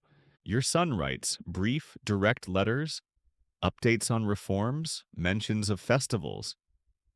Once a poem. The snow melts slower on the branches she touched. You keep that one in your sleeve. Jade Swan visits one last time. Older now, quieter. She sits with you beneath a flowering tree. So you've done it, she says. You raise an eyebrow. Ruled, survived, stopped. You smile. You forgot watched. That night you lie in bed, windows open, listening to the wind move through the bamboo screens. It sounds like ink on paper, like silk against silk, like something ending or beginning. You do not fear death. You've done enough, but you do not welcome it either. There's still too much to remember, too many names not carved into marble, too many stories whispered between servants, too many women whose lives bloomed briefly beneath walls that never loved them. So you rise again, you write, you record, you wait, because someday a girl will walk through a palace gate with dust on her shoes and too many questions in her eyes. And she will find your scroll, and she will know she was not alone. Rain comes softly to the summer palace like a secret arriving on tiptoe. It taps at the windows, collects in the courtyards, and turns the stone path slick with moss and memory. You sit beneath the overhang of the plum blossom pavilion, watching the garden blur into watercolor. Your inkstone sits beside you unused. You've written enough today. These days your days are not full, they are spacious. You walk without guards, you eat without ritual. You sleep when the rain permits. Your attendants are reduced to 4-1 to handle tea, 1 to tend the garden, 1 to read aloud when your eyes tire, and 1 who simply sits nearby and never speaks. You asked for that last one specifically, because silence when shared feels less like loneliness. Letters arrive, of course.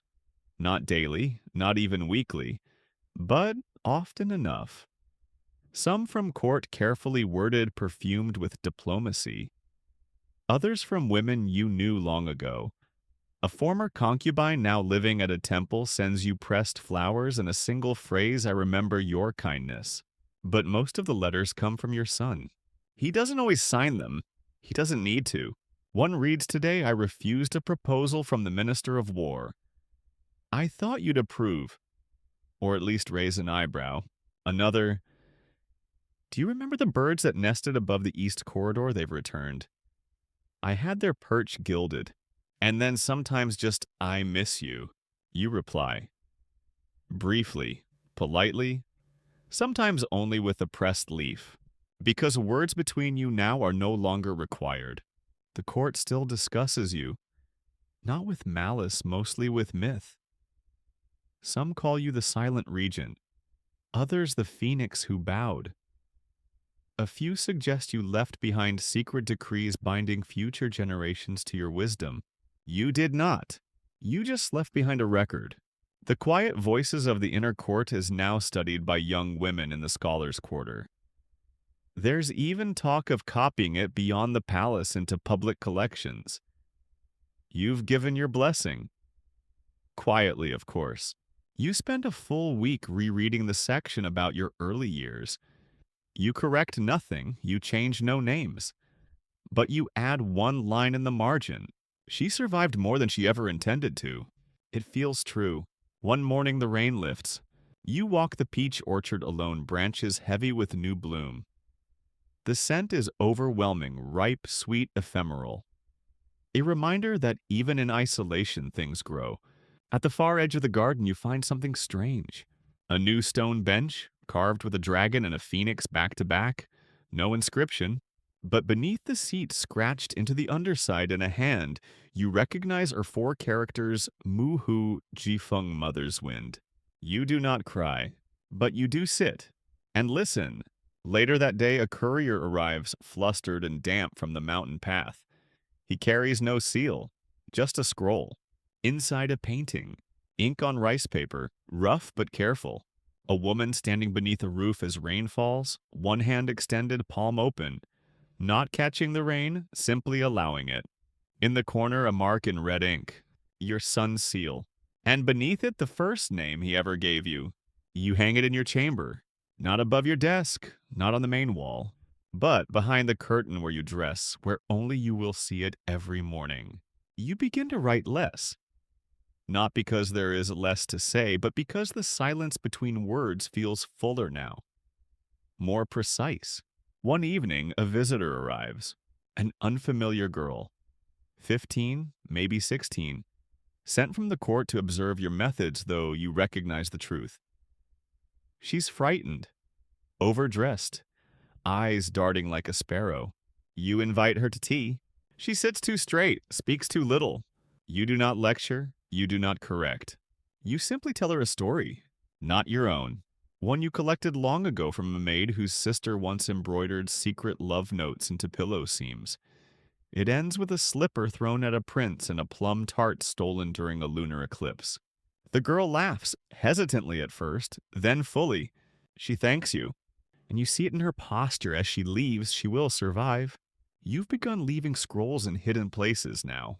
One behind the old cedar in the courtyard, one in a locked box beneath the koi pond's feeding platform, one buried beneath the peach tree bench, not because you expect anyone to find them, but because it pleases you to scatter truth like seeds. And perhaps someday someone will read your words and see you not as an empress, a regent, or a title, but as a girl with dusty shoes and too many thoughts. One night you fall asleep during a thunderstorm. You dream of the forbidden city, not as it was, but as it could be. Roofs grown over with moss, servants playing music, women laughing without measuring the volume of each breath. When you wake, it's still raining, but you don't mind, because you are still here, and the story is not done. It begins with a letter, folded in sixths, unmarked, unsealed, placed delicately on your writing table by someone whose name you don't ask for and who disappears before the tea cools beside it. You unfold it slowly. It is not from your son. It is from her, a name you have not heard in years. One of the minor consorts long dismissed, forgotten by nearly everyone. But not by you. Not by your collection. She writes, I found the other stories, the ones you never got to. You blink, and then you sit down. She speaks of a ledger hidden in the hall of fragrant archives, of names etched into silk ribbon instead of ink, of verses left unfinished in the pages of account books. She tells you there are still voices not quiet, not silenced, but simply unfound. You write back with a single word, come. She arrives a week later, older now, but still trailing the same scent of dried plum and determination. She brings a bundle of scrolls wrapped in a servant's apron. Together you spread them out across your floor, worn, faded, cracked along the folds. And the stories spill out. A cook who carved poetry into the underside of bamboo chopping boards. A eunuch who composed a love ballad in ink made from charred incense and hidden in the binding of a medical manual. A girl who embroidered her own name over and over into the inside lining of the empress's robe, not as protest, but as prayer. You begin copying them, not to preserve, but to amplify. The quiet voices of the inner court grows a new section echoes. You write through the evenings. Your hands tremble slightly now. Your vision blurs faster, but your mind still sharp as lacquered steel. The palace may have moved on. History may have crowned new names, but you still carry the thread. And now you're weaving it in reverse. Your son visits unexpectedly. He arrives without a procession with only 2 guards and a question. What are you working on? You show him. He kneels beside you reading line after line.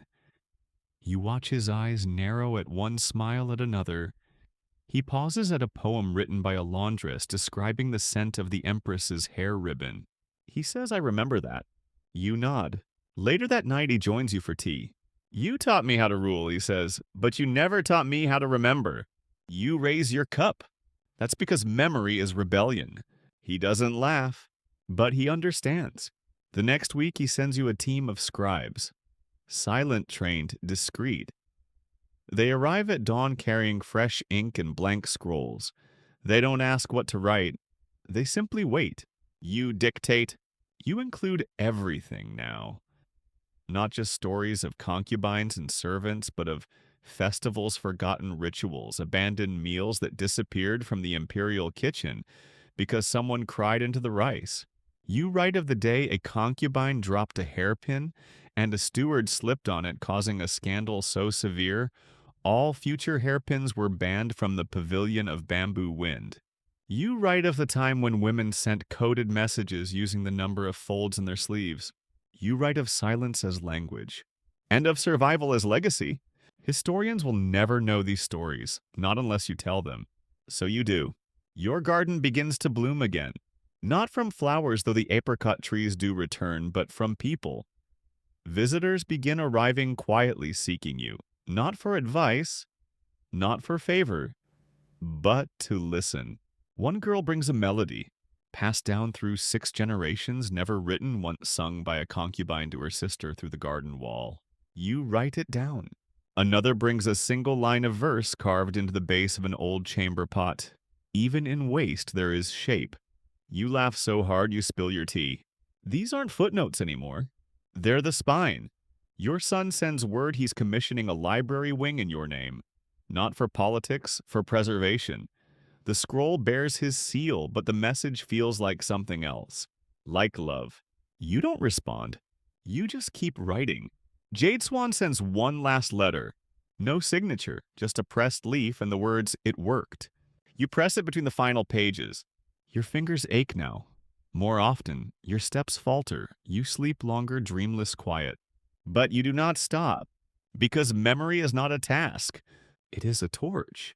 And in this palace where names are so easily lost beneath titles, you've taught them to burn. You finish the last page just as the wind shifts. Spring again.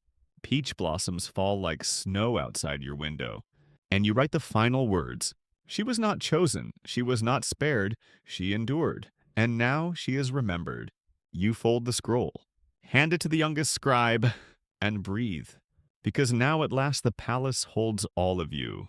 The scribe bows scroll in hand and disappears through the rain-washed corridor. And just like that, it's done. The record is whole. You don't feel triumphant. You don't feel empty. You feel something quieter than both settled, perhaps the way a pond goes still after the last ripple fades. The summer palace exhales, and so do you. From that day forward, you write no more. Not because you have nothing left to say, but because everything you wish to say now lives beyond your body. In scrolls, in whispered lessons, in a servant girl's humming tune.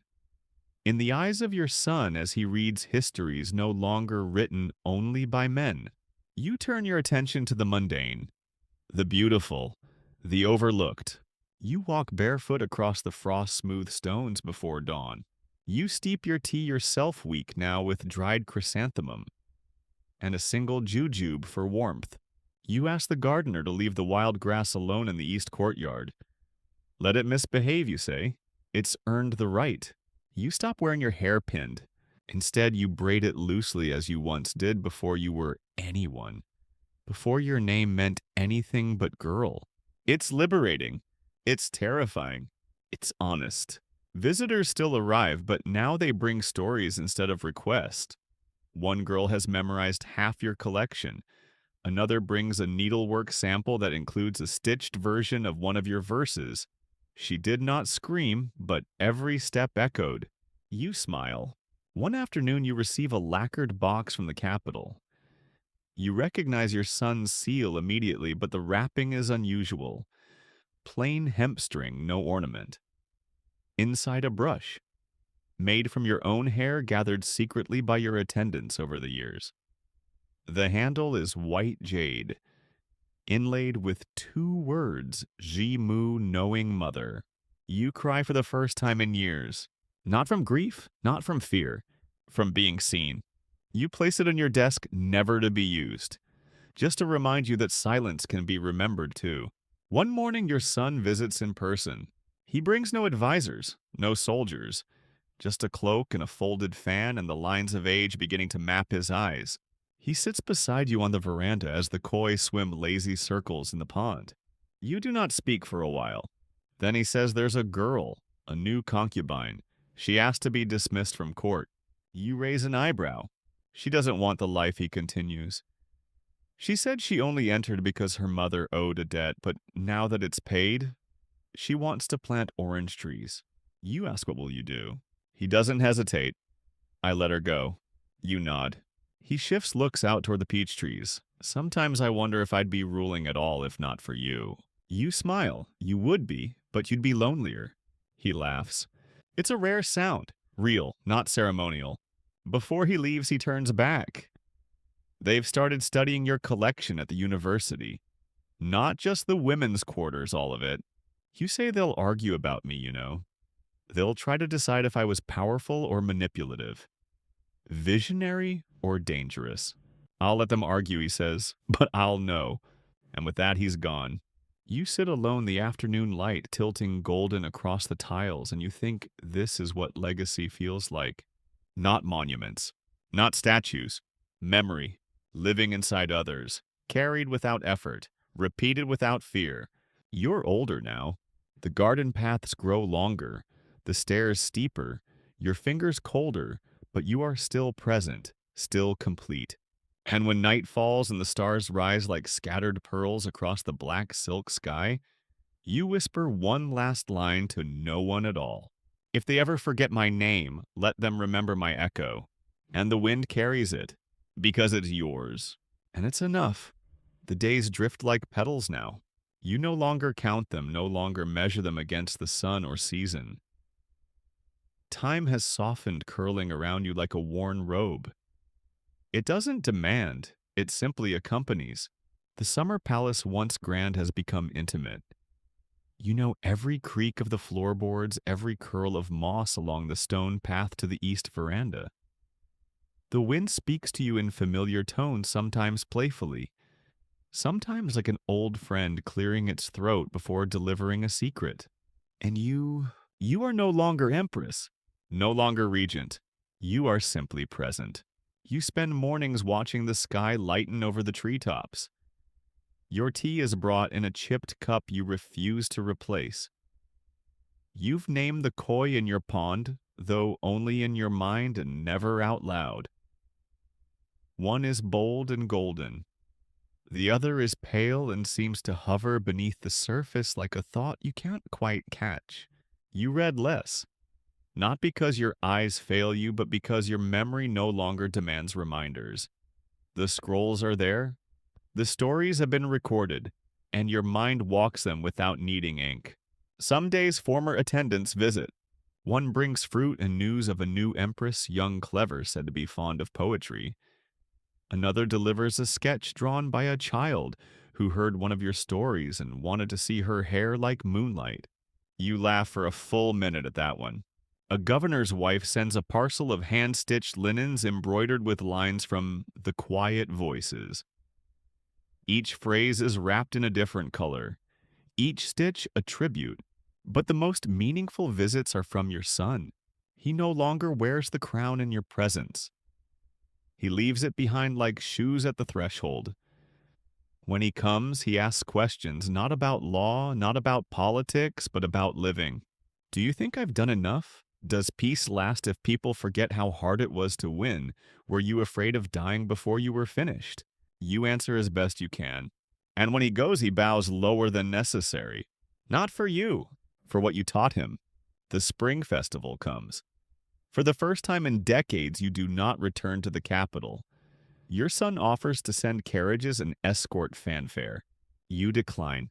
I have everything I need here, you say, motioning to the sunlight on your windowsill.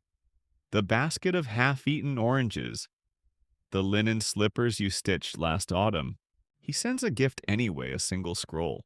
On it, one line brushed carefully in his own hand. The mountain does not move, yet all paths lead to it. You frame it. Place it above your bed. At night, you lie awake and think not of the throne, not of the court, not of duty or ceremony. You think of the first cup of tea you ever held, as a concubine, hands trembling.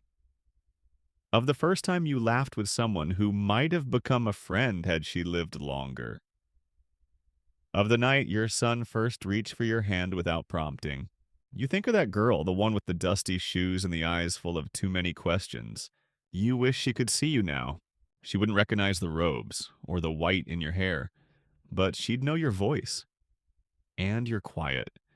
and the way your fingers still trace invisible words when lost in thought. You rise later these days. No bells wake you, no scrolls await. The day unfolds at your pace unhurried and vast, and yet one morning something inside you stirs. Not fear, not dread, a sort of settling, as if the pond inside you has gone completely still. You walk the garden path one last time. You touch the bark of the peach tree bench. You leave your slippers outside. And you lie down not in bed but on the floor beside your desk where you used to write. The air smells of camellia and old ink, and in your final breath you think not of titles or palaces or power. You think of a whisper, a story, and the girl who survived. You are not there when they find you. Not really. Your body lies peacefully, limbs, folded with the same grace you held in life. Your hair is unbound, your robe, soft cotton rather than ceremonial silk.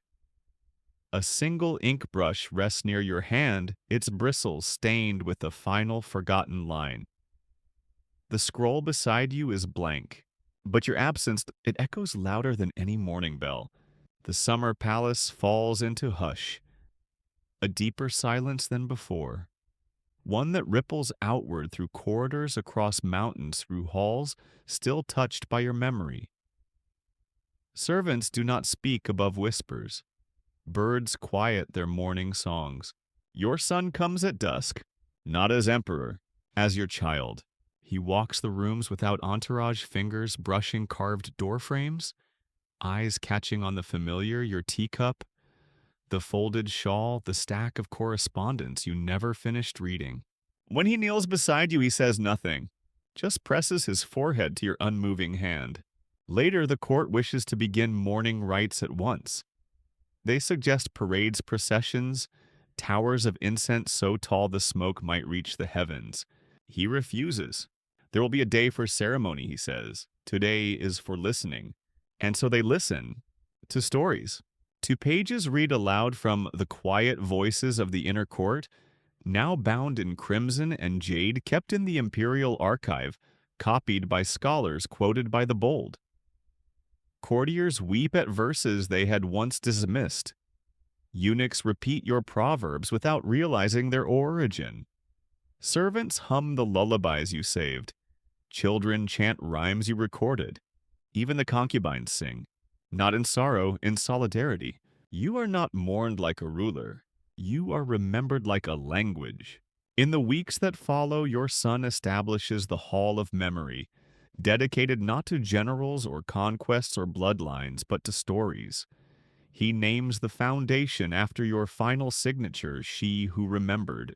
It becomes a place of refuge, of learning, of truth-telling. He keeps your writing desk untouched. Visitors come from across the empire. One is a girl, very young, nervous with ink-stained sleeves and a satchel full of verses. She lingers by the koi pond, reads every scroll twice. Ask the steward if she may copy one line into her own notebook. She chooses this. She endured what no one saw, and gave others the eyes to see it. The steward nods, and the girl begins to write.